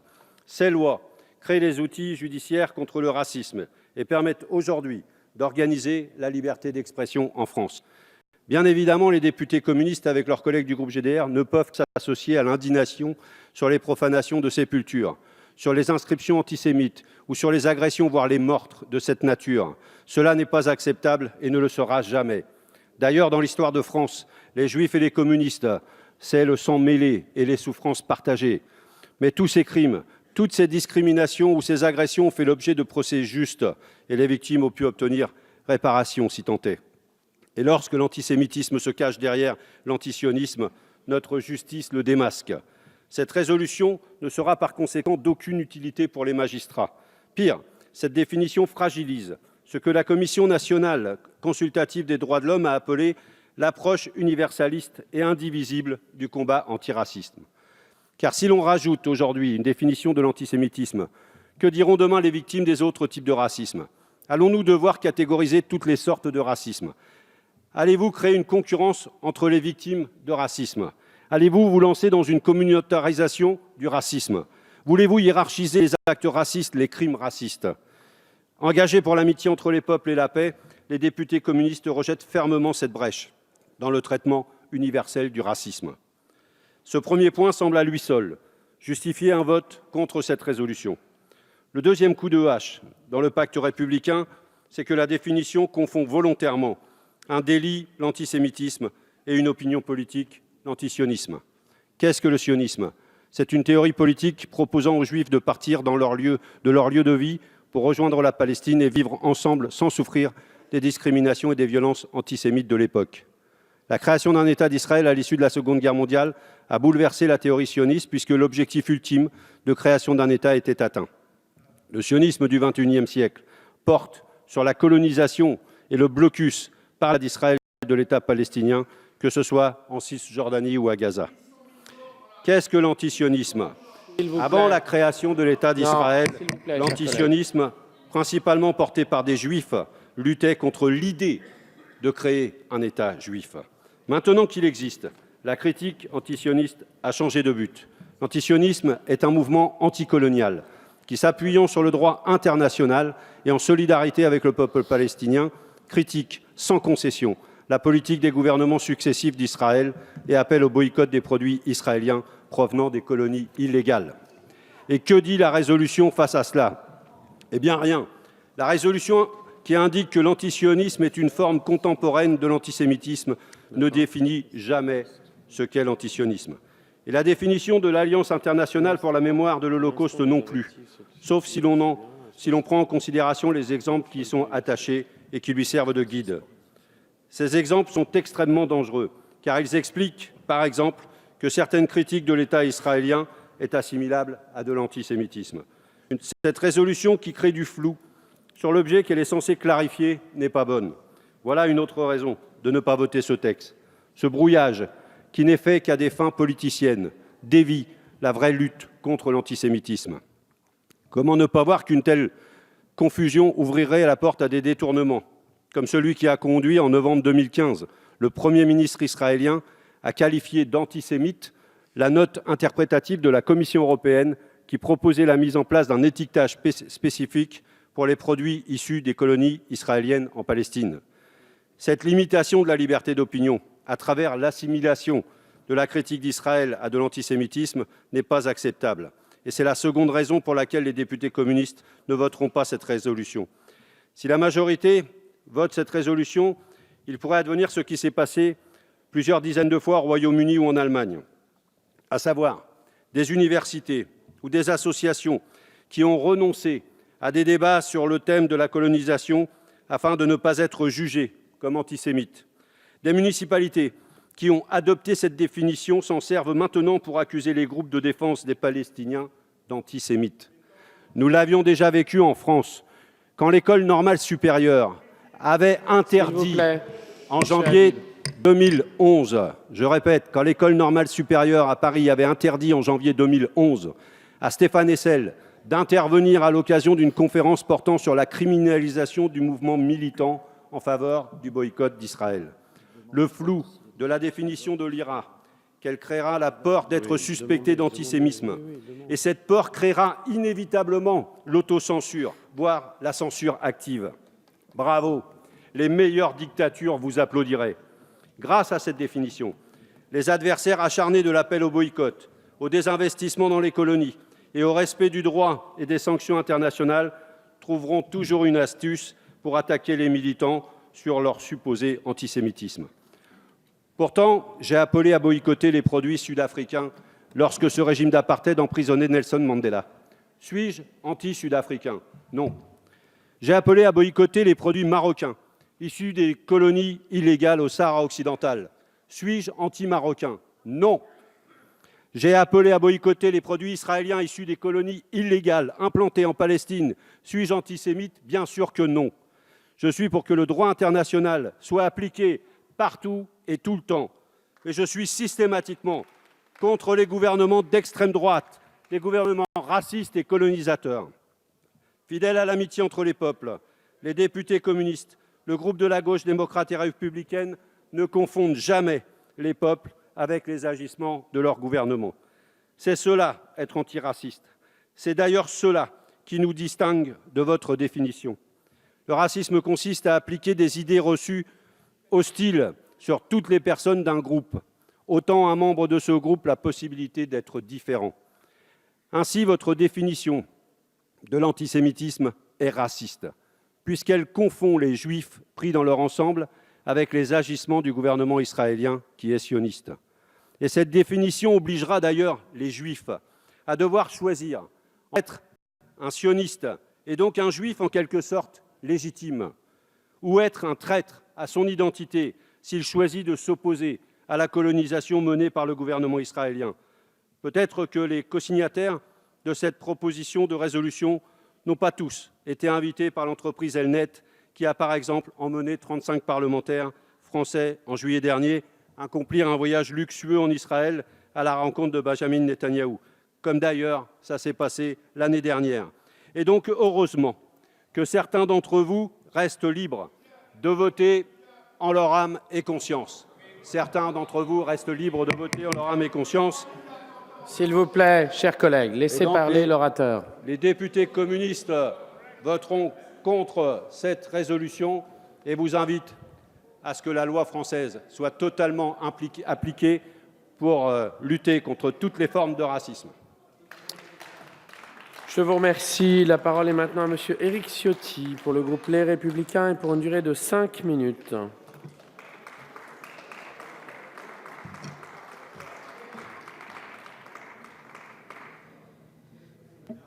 Monsieur le Président, Monsieur le Ministre, mes chers collègues, la proposition de résolution que nous examinons est pertinente et malheureusement, plus que jamais, elle est opportune. Plus que jamais, en effet, parce qu'elle est à la hauteur de la gravité du moment que traverse notre pays. Depuis plusieurs années, la France est confrontée à une résurgence insupportable de l'antisémitisme, résurgence sans doute inédite depuis la Seconde Guerre mondiale. Mireille Knoll, Sarah Halimi, Ilan Halimi, la liste des victimes ne cesse de s'allonger. Ils sont morts parce qu'ils étaient juifs 2 générations après la Shoah. Alors que les personnes de confession juive représentent moins de 1% de la population française, les juifs sont victimes chaque année d'environ 50% de tous les actes racistes.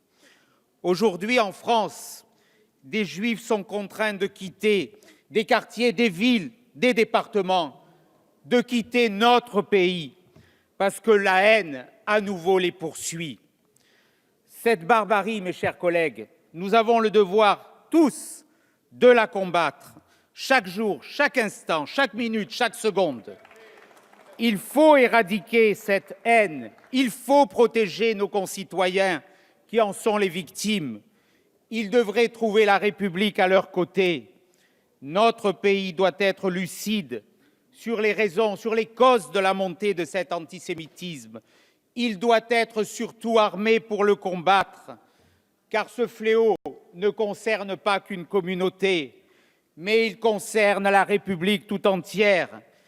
Une nouvelle forme d'antisémitisme, portée par les islamistes, soutenue par leurs complices, les islamo-gauchistes, masque aujourd'hui son vrai visage derrière une pseudo-revendication antisioniste. Or, il n'y a pas un visage de la haine qui serait insupportable et un autre qui serait excusable. Rien ne peut justifier l'horreur. C'est la haine des Juifs, c'est la haine d'Israël qui doit être combattue.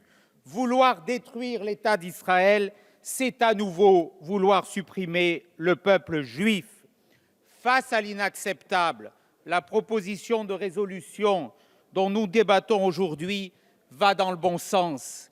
Il est indispensable d'approuver la définition de l'antisémitisme telle qu'elle a été conçue par l'Alliance internationale pour la mémoire de l'Holocauste, comme l'ont d'ailleurs fait 15 autres membres de l'Union européenne.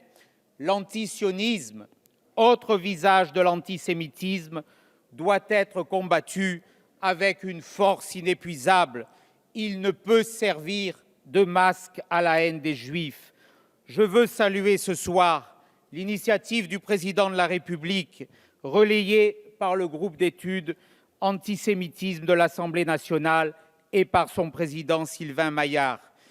Je regrette néanmoins que cette initiative n'ait qu'une valeur déclarative. Cette démarche, bien que pertinente, ne modifiera pas le droit et les comportements, mais elle a une portée symbolique que nous devons tous ensemble soutenir avec force. Je pense, à l'inverse, qu'une politique plus efficace, plus ciblée, qui s'attaque à toutes les formes d'antisémitisme est aujourd'hui plus que jamais indispensable. La guerre contre l'antisémitisme exige de dépasser les clivages politiques et appelle à l'unité nationale. C'est la raison pour laquelle cette proposition de résolution est un devoir et que le vote de cette résolution est un devoir pour tous les républicains. Elle exige aussi de rompre avec une forme de naïveté et de démasquer partout, en tout lieu, les ennemis de la République et de la civilisation dont nous sommes les héritiers. Oui, nous devons combattre ceux qui avancent en termes camouflés et ceux qui masquent leurs réelles intentions. Mes chers collègues, oui, voter cette résolution est un devoir pour tous les républicains.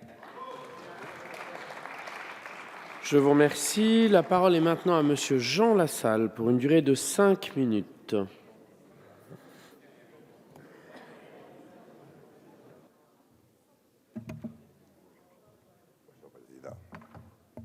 C'est gentil, ça. C'est bon.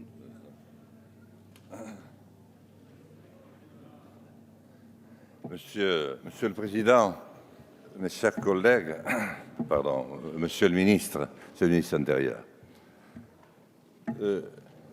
c'est toujours un peu pareil dans la longue histoire des hommes, et plus particulièrement parce que nous y sommes certainement très sensibles, nous, Français, lorsque l'homme cesse d'aimer l'homme, lorsque l'homme se perd de vue, lorsqu'il n'arrive plus à faire humanité, lorsqu'il sort de la civilisation sans s'en rendre compte, lorsque soudain, surpris par un paradigme nouveau et un changement de monde, il perd tout repère, il commence à ressortir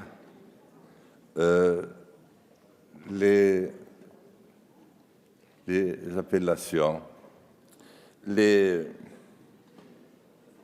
noms que l'on a déjà entendu prononcer chaque fois à la veille des catastrophes qui allaient ensanglanter l'humanité. Je suis de ceux qui pensent que depuis trop longtemps déjà, peut-être à cause de ce nouvel effet de mondialisation dû à la concentration de toutes les richesses, une fois de plus, entre quelques mains, du fait que les réseaux sociaux, en jour démon, ont paru libérer l'homme de toutes ces contraintes de parler librement et de donner, sans avoir de compte à rendre à personne, la possibilité de s'exprimer, on pense dans ces cas-là pouvoir s'en prendre à nouveau à ceux qui ont été, dans la longue et tragique histoire des hommes, les plus brimés, poursuivis, détruits. Je pense que s'il est un peuple qui a connu cela, c'est le peuple hébreu, et avec lui, beaucoup d'autres. Je pense que dans la France qui se cherche aujourd'hui, Monsieur le ministre, il faut porter tous nos efforts pour enlever le caractère hystérique qu'a pris notre débat public, qu'a pris notre manière de nous exprimer, de nous adresser les uns aux autres. Il faut reprendre certainement, mais c'est un travail de très longue haleine, notre école. Il faut reprendre notre transmission du savoir, de l'histoire, de la culture, des arts. Il faut reprendre l'initiative de M. le Président de la République est bonne, un service civil, civique et militaire qui aille beaucoup plus loin pour refaire corps. Parce qu'il n'y a rien qui ressemble plus à un homme qu'un autre homme. Et il n'y a rien qui aime autant se fréquenter qu'un autre homme lorsque sortent soudain de son esprit les mauvais génies. Moi, je veux dire que je suis satisfait de voir que des débats de ce type, ce n'est pas le premier en l'occurrence, aient lieu dans notre Assemblée, parce que c'est précisément le lieu où l'on doit en parler au nom de tous les Français et quelque part de l'universalité que constitue encore notre pays, aux yeux de beaucoup plus que l'on ne croit. En un mot comme en mille, je crois que l'histoire doit nous enseigner ce qu'a subi Israël, ce qu'a subi le peuple hébreu et beaucoup d'autres encore. Et il faut tout mettre en œuvre. Et nous avons tous raison d'en parler pour célébrer, commémorer, éveiller nos enfants au fléau que constitue l'exaspération de ce mal qui revient de temps à autre, chaque fois que s'annoncent les grandes catastrophes. Alors moi, je veux tout simplement pouvoir continuer à m'incliner devant tout ce qui représente la mémoire de la Shoah et tant d'autres. Et je veux rester libre, comme je le fais à l'égard de l'État américain lorsque ces décisions ne me conviennent pas, ou des Allemands, ou des Irlandais, ou que sais-je encore, de dire que la politique de l'État d'Israël ne me convient pas quand elle ne me convient pas. Je veux garder cette liberté-là parce que cette liberté républicaine, elle est inscrite dans nos gènes. Je vous remercie, Monsieur le Président, d'avoir dépassé de quelques Je vous remercie. Bien, la discussion générale est close. La parole est maintenant à Monsieur le ministre de l'Intérieur, Christophe Castaner.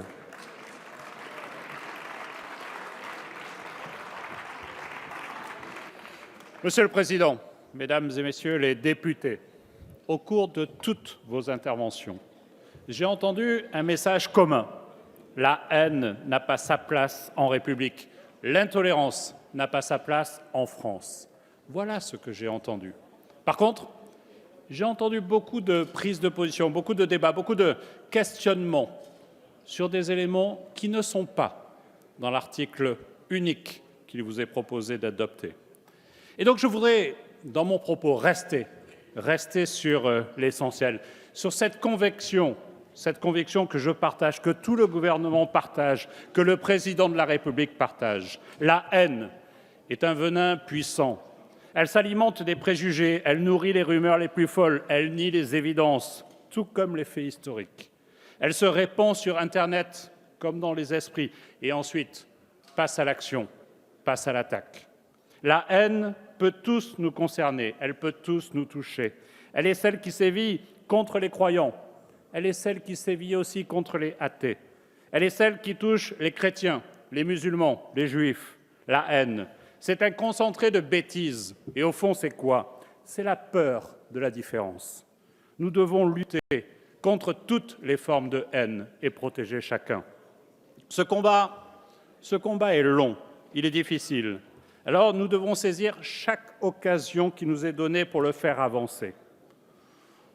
Mesdames et messieurs les députés, en prononçant ces mots, je me rappelle, comme vous, le martyre d'Ilan Halimi, mort torturé, victime des préjugés odieux parce qu'il était juif. Mais je me souviens aussi de ce soir, l'hiver dernier, où je me suis rendu à son mémorial profané, ces deux arbres abattus, là encore, pour souiller un peu plus sa mémoire. En m'adressant à vous, mesdames et messieurs les députés, je me rappelle les tombes du cimetière juif de Katzenheim, renversées et souillées. Ce matin même, ce sont les tombes du cimetière juif de Westhofen qui ont été profanées. Je me souviens qu'en février dernier, un jeune homme, à peine âgé de 16 ans, a été roué de coups parce qu'il était de confession juive. Je me rappelle encore qu'en avril, un homme à Paris était braqué, pistolet sur la tempe, au seul motif qu'il était juif. Nous ne pouvons pas l'accepter. Nous devons réagir fort et de façon systématique. Nous devons dénoncer, appeler le mal par son nom et condamner sans pudeur coupable, sans faux semblant. L'antisémitisme, c'est la haine de l'autre. L'antisémitisme, c'est la bêtise et la violence. L'antisémitisme, c'est un affront fait à la République, c'est une atteinte à la France. Alors, en février dernier, le président de la République avait fait une promesse. Plus jamais ça. Cela signifie que personne ne peut être injurié, personne ne peut être menacé, personne ne peut être agressé pour ce qu'il est, pour son origine ou sa couleur de peau. Cette promesse, je crois qu'elle n'est pas seulement adressée aux Français de confession juive, non. Je crois qu'elle est plus large, qu'elle s'adresse à toutes celles et tous ceux qui aiment et respectent la République, qu'ils croient ou qu'ils ne croient pas. Plus jamais ça. Cela veut dire que chacun doit être protégé. Cela signifie que chacun doit être en mesure d'exercer son culte dès lors qu'il accepte nos valeurs et nos lois. Cette promesse, enfin, c'est un avertissement ferme et sans ambiguïté à tous ceux qui se croient au-dessus des lois. Aujourd'hui, cette proposition de résolution nous permet de nous joindre à cet appel et de faire un pas de plus pour honorer cette promesse républicaine. Ce texte ne dit qu'une chose, il affirme haut et fort la position de la France. Il est une condamnation sans aucune ambiguïté de tous les mots, de tous les gestes, de tous les actes antisémites. C'est ce à quoi participe cette proposition de résolution en approuvant la définition de l'antisémitisme élaborée par l'Alliance internationale pour la mémoire de l'Holocauste. D'abord, il me semble important, afin d'éviter tout malentendu compte tenu de ce que j'ai pu entendre cet après-midi, de préciser ce qu'est l'IHRA. Il s'agit d'une organisation internationale fondée en 1998 qui regroupe 31 pays dont la France ou le Canada pour renforcer et promouvoir autour d'experts l'enseignement de la Shoah, la recherche et la mémoire. Il y a 3 ans, par consensus entre les pays membres, la France comprise, l'IHRA a adopté une définition dite de travail de l'antisémitisme. Mesdames et messieurs les députés, c'est sur celle-ci que vous allez voter dans quelques instants. Et je veux vous la relire. L'antisémitisme est une certaine perception des Juifs pouvant s'exprimer par la haine à leur égard. Les manifestations rhétoriques et physiques de l'antisémitisme sont dirigées contre des individus juifs et non juifs, et ou leurs biens, contre les institutions de la communauté juive et contre les institutions religieuses juives. Je crois qu'il est important de revenir aux mots de cette définition pour éviter de leur faire dire tout et n'importe quoi. Or, cet après-midi, j'ai entendu beaucoup de choses qui ne trouvent pas place dans cette définition. Par exemple, les termes sionisme et antisionisme ne figurent pas dans cette définition. Les exemples sont également formulés avec attention afin de ne pas empiéter sur la liberté d'expression. Il s'agit, mesdames et messieurs, d'une définition rassembleuse. Lisons-la, écoutons-la, respectons-la.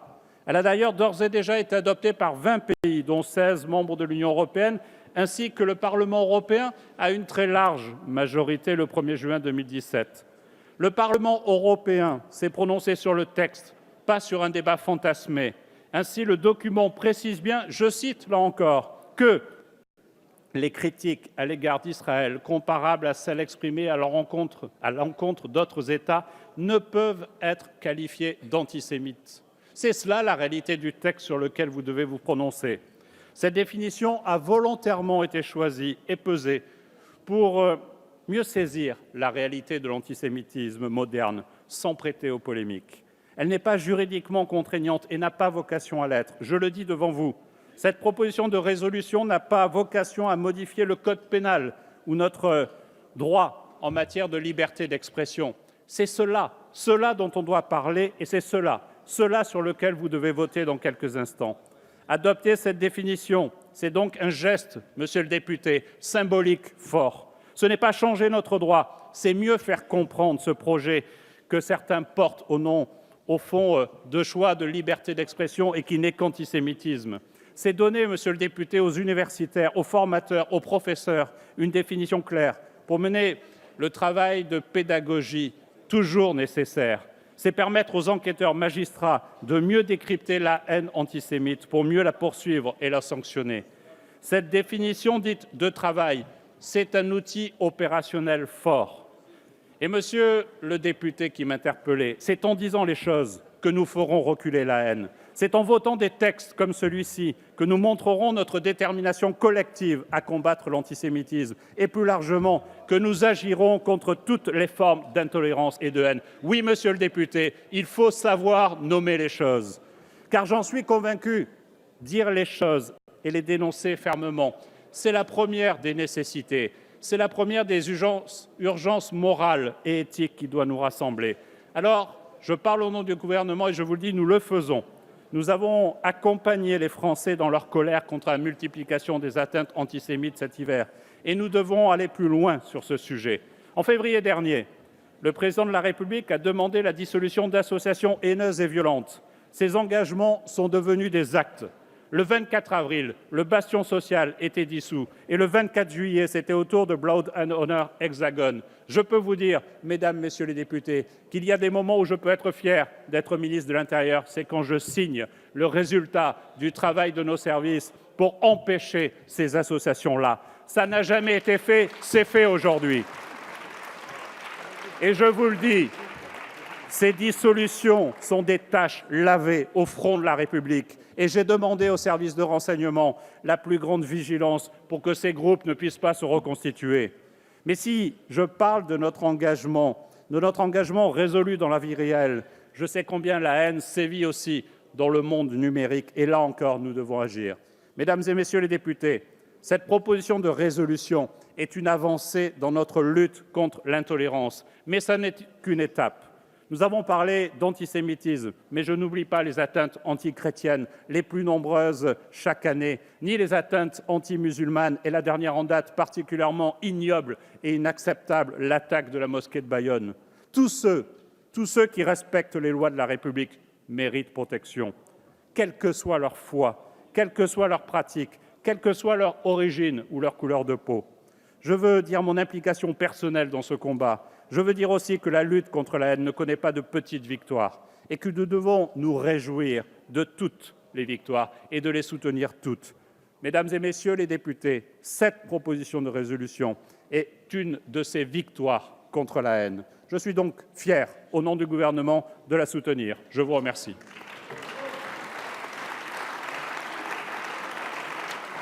Je vous remercie, Monsieur le ministre. Nous allons passer d'abord aux explications de vote. Nous avons été saisis. Enfin, chers collègues, les explications de vote, c'est un droit, et de nombreux groupes ont demandé une explication de vote, auquel évidemment je vais donner droit. En commençant par le groupe LAREM, Monsieur le Président Legendre, vous avez la parole pour une durée maximale de 5 minutes. Merci, Monsieur le Président. Je vais être très bref parce que je crois que précisément ce débat a tiré son honneur du fait que tous les arguments, toutes les convictions avaient pu s'exprimer comme il le fallait, au bon niveau, portant les convictions des uns et des autres, même si, à l'évidence, nous ne sommes pas tous d'accord sur cette motion. Ce débat honore l'Assemblée nationale et je dois dire qu'au nom du groupe La République En Marche, je suis fier que nous l'ayons inscrit à nos débats, allant à l'encontre de tous ceux, dans ce sein ou à l'extérieur de cet hémicycle, nous mettaient en garde sur les risques que nous prenions à introduire cette discussion au sein de notre Assemblée. Je pense que tous, collectivement, nous avons apporté un démenti cinglant. Il n'y a jamais de mal à aborder les questions politiques, y compris les plus sensibles, quand nous le faisons au sein de l'hémicycle, au sein de l'Assemblée nationale. Je voudrais en second lieu remercier Sylvain Maillard, qui depuis plusieurs mois a porté cette proposition de résolution, a accepté d'entendre les réserves qui pouvaient lui être apportées, qu'il l'a modifiée et qu'il la porte aujourd'hui dans sa version définitive. Je voudrais évidemment aussi insister sur un fait majeur. Cette motion doit être prise pour ce qu'elle est, et seulement pour ce qu'elle est, une définition plus précise de l'antisémitisme, prenant en compte un certain nombre d'évolutions que je crois nous avons tous été unanimes à noter et à dénoncer. J'ajoute enfin que j'ai vu dans la cour des débats qui ont précédé notre séance poindre une ambiguïté sur le fait que cette motion, cette résolution, pourrait laisser à croire que nous négligerions d'autres formes de racisme, d'autres formes de discrimination. Cette ambiguïté nous est, au groupe La République En Marche, insupportable. Nous entendons, comme beaucoup, comme nous tous ici, lutter contre l'ensemble des discriminations et des formes de racisme. C'est la raison pour laquelle j'ai proposé ce matin en conférence des présidents et qui a été acceptée cette mission qui va pouvoir démarrer très prochainement, portant sur l'émergence de nouvelles formes de racisme, de discrimination, l'évaluation des dispositifs de prévention qui permettent de les traiter et des sanctions qui permettent de les réprimer. En conséquence, j'invite la plupart de nos collègues députés de cette Assemblée à soutenir cette proposition de résolution. Je vous remercie, Monsieur le Président Legendre. La parole. Je vais vous demander d'être un peu plus silencieux, s'il vous plaît, par respect pour l'orateur. La parole est maintenant à Monsieur Guillaume Larrivé pour le groupe LR. Merci, Monsieur le Président. Le groupe des Républicains, vous l'avez compris, votera pour cette résolution. Nous avons, dans le cadre du groupe d'études de la lutte contre l'antisémitisme, été très directement associés à la rédaction de ce texte important. Nous voterons cette résolution avec détermination, avec force. Nous le devons à nos compatriotes juifs de France, attaqués, agressés, violentés.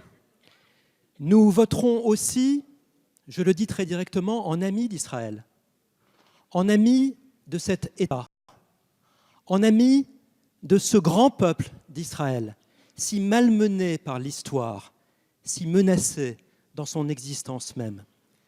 Nous voterons cette résolution avec force et nous la voterons aussi, je le dis avec tristesse. Oui, je suis triste ce soir d'avoir entendu sur certains bancs les relents d'un islamo-gauchisme qui ne fait pas honneur à notre nation. Nous voterons cette résolution avec tristesse lorsque nous constaterons que l'Assemblée nationale ne saura pas ce soir être unanime dans l'approbation de cette résolution. Et, Monsieur le Président, je conclurai ce court propos en citant, en guise d'avertissement, en citant Bertolt Brecht. Si tu ne participes pas à la lutte, tu participes à la défaite. Eh bien, mes chers collègues, je vous invite à refuser la défaite. Je vous invite à participer avec le groupe majoritaire de La République En Marche, avec le premier groupe d'opposition des Républicains. Je vous invite, oui, à participer à ce combat national contre l'antisémitisme. Nous le devons aux Juifs de France, nous le devons à l'ensemble de la communauté nationale. Je vous remercie. L'explication de vote suivante est celle de Madame Michèle Victory pour le groupe socialiste. Je tiens à vous informer que sur le vote de la proposition de résolution, je suis saisi par plusieurs groupes d'une demande au scrutin public, La République En Marche, le groupe socialiste et apparenté, le groupe UDI Agir et Indépendant, le groupe de la France Insoumise et le groupe de la gauche démocrate et républicaine. Nous annonçons ce scrutin dans l'enceinte. Madame Victory, vous avez la parole. Merci, Monsieur le Président. Nous nous sommes tous beaucoup exprimés. Nous avons essayé d'ailleurs de le faire dans la dignité et le respect pour presque tous. Et c'est important. Malgré ce que nous a dit le ministre, nous persistons à dire que nous ne voyons pas du tout l'intérêt de ce texte, qu'au mieux il est inutile puisque les outils législatifs existent déjà et que s'ils ne sont pas suffisamment utilisés, il nous faut donner davantage de moyens à la justice pour la rendre efficace. Et peut-être aux enseignants, mais j'ai cru entendre dans des propos que les enseignants auraient besoin qu'on leur explique ces notions de base qu'ils n'auraient pas bien compris parce qu'ils ne savent pas enseigner à leurs élèves la différence entre l'antisémitisme et l'antisionisme. C'est quand même un peu violent à leur encontre, je trouve. Alors à quoi ce texte va-t-il servir? À renforcer le doute que vous avez semé, c'est vous-même qui l'avez semé, dans ce premier texte, en faisant, quoi que vous en disiez, une passerelle absolument évidente entre l'antisionisme et l'antisémitisme. Nous la refusons. Et ce que nous défendons, nous, ce sont bien des valeurs d'universalisme, de la lutte contre toutes les formes de racisme. Et nous ne voulons pas différencier les haines, nous ne le ferons pas. Alors vous jouez avec les mots, vous essayez de nous dire et de nous mettre dans des cases bons républicains, mauvais républicains. Nous entendons pouvoir exprimer notre différence sans être taxés de supporter peut-être, voire d'encourager un antisémitisme. C'est une injure que vous nous faites en pensant ça. Je vous remercie. La parole est maintenant à Monsieur Meyer Habib pour le groupe UDI et Agir. Merci, Monsieur le Président. Mes chers collègues, je vais essayer de conclure mon propos.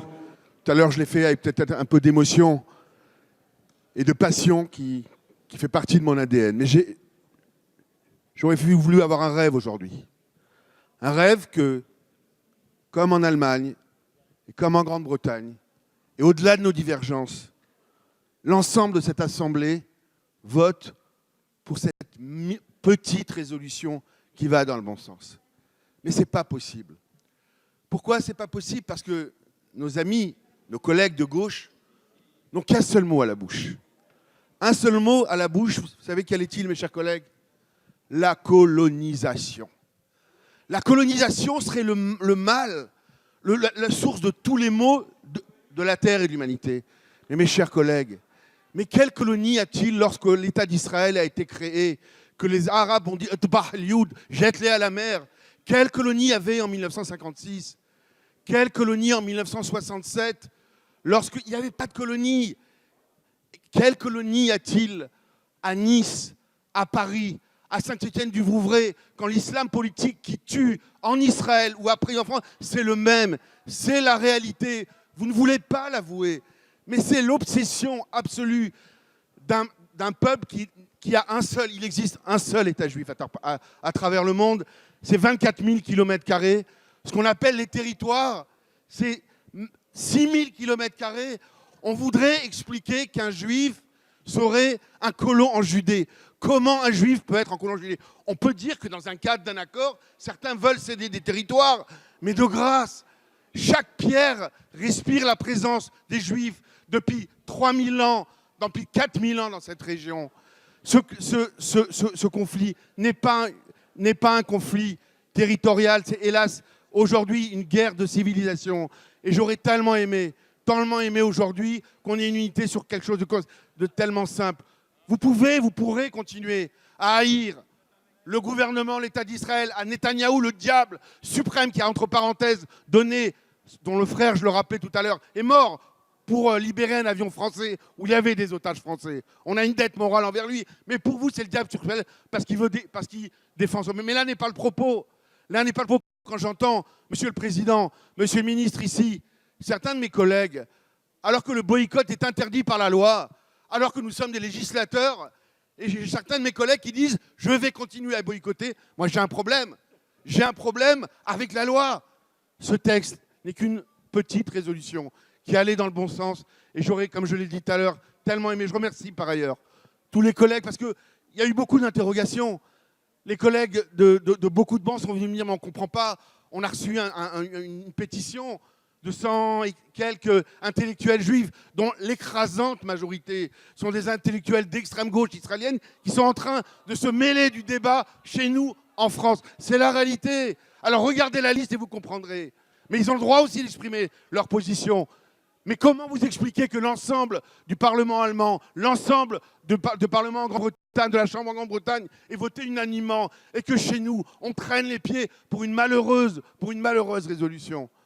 Alors j'espère, merci Monsieur le Ministre pour certains mots, au nom des Français juifs qui ont été sensibles à vos propos, et merci à tous les collègues, je devrais tous les citer, qui ont rassuré.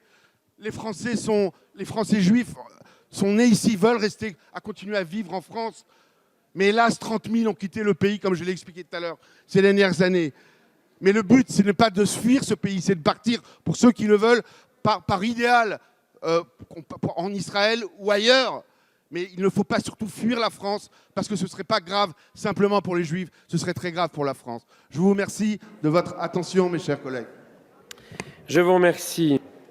Oui, je rappelle, pour répondre à certains regards très interrogatifs, que la durée des explications de vote pour les propositions de résolution est de 5 minutes. Voilà, par précision. Non, c'est 5. La parole est maintenant à Monsieur Éric Coquerel pour le groupe France Insoumise.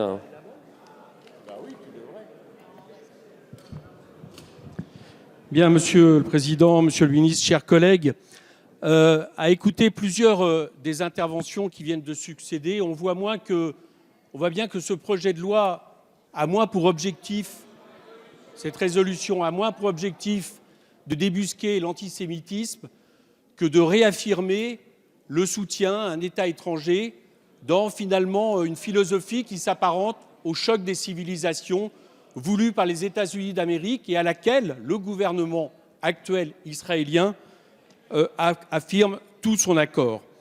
Nous estimons à l'inverse que rien ne doit être contraire au droit inaliénable d'une idéologie ou d'une religion, y compris quand elle est celle d'un État étranger.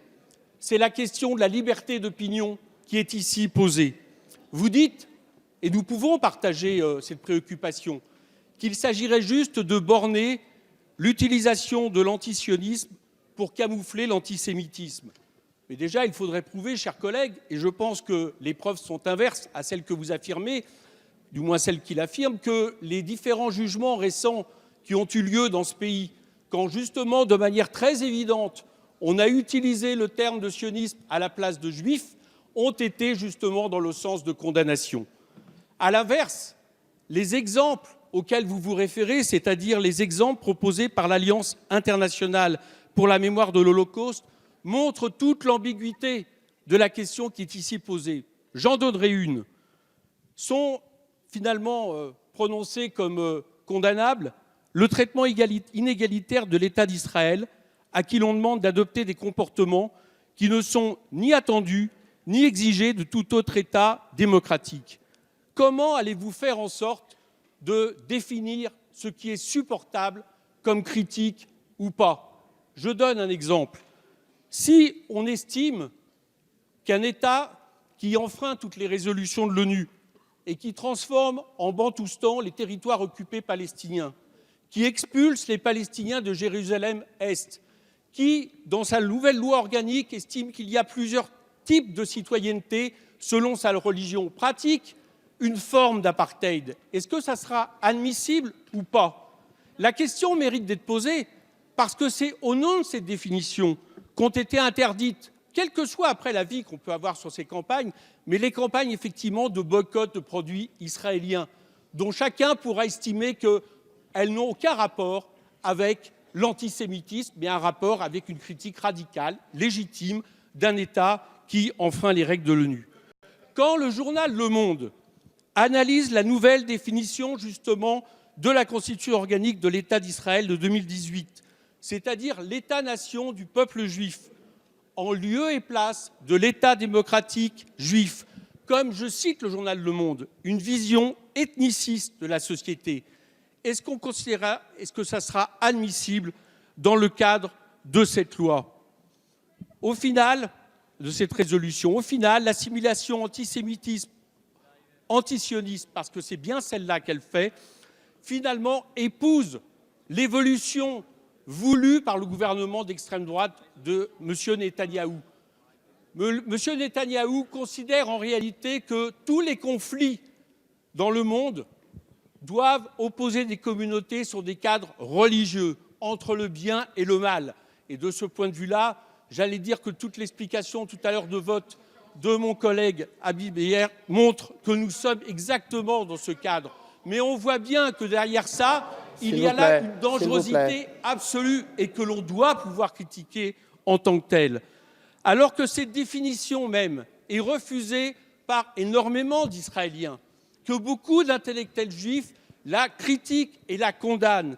Est-ce que vous êtes certain qu'à partir du moment où nous aurons voté cette loi, cette critique de l'ultrasionisme ne sera pas considérée comme une critique d'une collectivité composée de citoyens juifs, pour reprendre l'expression même de votre exposé des motifs?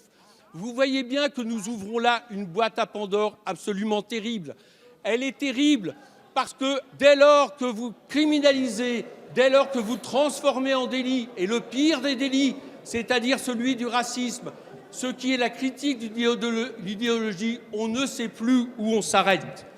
Je vous le dis, ce n'est pas ainsi que l'on mettra à mal la bête immonde du racisme et de l'antisémitisme. Nous sommes attachés à cette cause, mais faites attention avec cette loi. Nous n'ayons pas tendance, au contraire, à relativiser l'antisémitisme. Je vous remercie, chers collègues. Bien, nous avons encore une explication de texte. Gardons la tenue et la qualité de nos débats jusqu'au bout. La parole est maintenant à Monsieur Stéphane Peu pour le groupe GDR et pour une durée de 5 minutes. Merci, Monsieur le Président, Monsieur le Ministre, chers collègues. Oui, il est nécessaire de trouver les moyens pour lutter plus efficacement contre le racisme et l'antisémitisme. Et pour cela, vous trouverez toujours et en toutes circonstances les députés communistes à vos côtés. Et ce serait d'ailleurs probablement utile, car après... Ce serait probablement utile, car après avoir connu une décrue pendant quelques années, le nombre des actes antisémites est reparti fortement à la hausse ces 2 dernières années. Mes chers collègues, si cette résolution nous permettrait d'avancer, ne serait-ce que d'1 centimètre sur ce chemin, nous n'hésiterions pas à la soutenir. Nous pensons néanmoins que tel n'est pas le cas. Au contraire, nous pensons que cette résolution est une source de confusion préjudiciable au combat commun et ouvre une interprétation soumise à débat et donc à polémique. Or, le combat contre l'antisémitisme n'a pas besoin de polémique. Il a besoin de convergence, il a besoin d'unité et il a besoin de clarté. Et en cela, nous rejoignons le point de vue qui vous a alerté, notamment celui de la Commission nationale consultative des droits de l'homme, qui nous alerte sur le sujet en particulier et qui dit, je le cite, qui évoque, je le cite, le risque de fragiliser l'approche universelle et indivisible du combat antiraciste. Autrement dit, le danger qu'il y aurait à hiérarchiser les combats antiracistes ou les racismes eux-mêmes. Comme c'est aussi, d'une certaine manière, l'expression formulée hier dans la tribune des 127 intellectuels juifs qui rappelle utilement que l'antisionisme est une opinion qui existe au sein même de la communauté juive et des citoyens juifs depuis fort longtemps. Alors, chers collègues, l'enfer est, dit-on, pavé de bonnes intentions. Nous sommes prêts à vous faire ce crédit que les vôtres sont louables, mais entendez nos réserves. Mes chers collègues, la lutte contre l'antisémitisme, combat permanent et fondamental, prendrait un risque considérable si elle devait être détournée et mise au service de la limitation du droit de critique de quelque projet politique que ce soit. Les députés du groupe communiste, déterminés à ne pas baisser la garde, ne perdent pas de vue que le pire serait de nous diviser sur la portée universelle de ce combat. C'est la raison pour laquelle nous ne voterons pas cette résolution. Je vous remercie. Bien, chers collègues, nous allons maintenant procéder au scrutin. Nous allons procéder au scrutin. Je vais mettre aux voix les propositions de résolution en vous priant de bien vouloir regagner vos places. C'est fait, le scrutin est ouvert.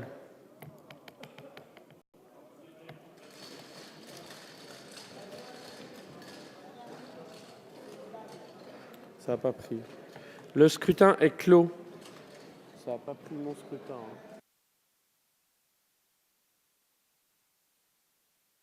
Voici le résultat du scrutin.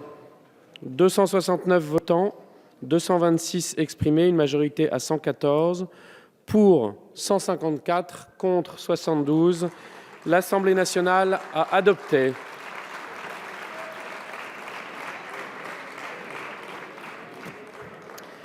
Je vais suspendre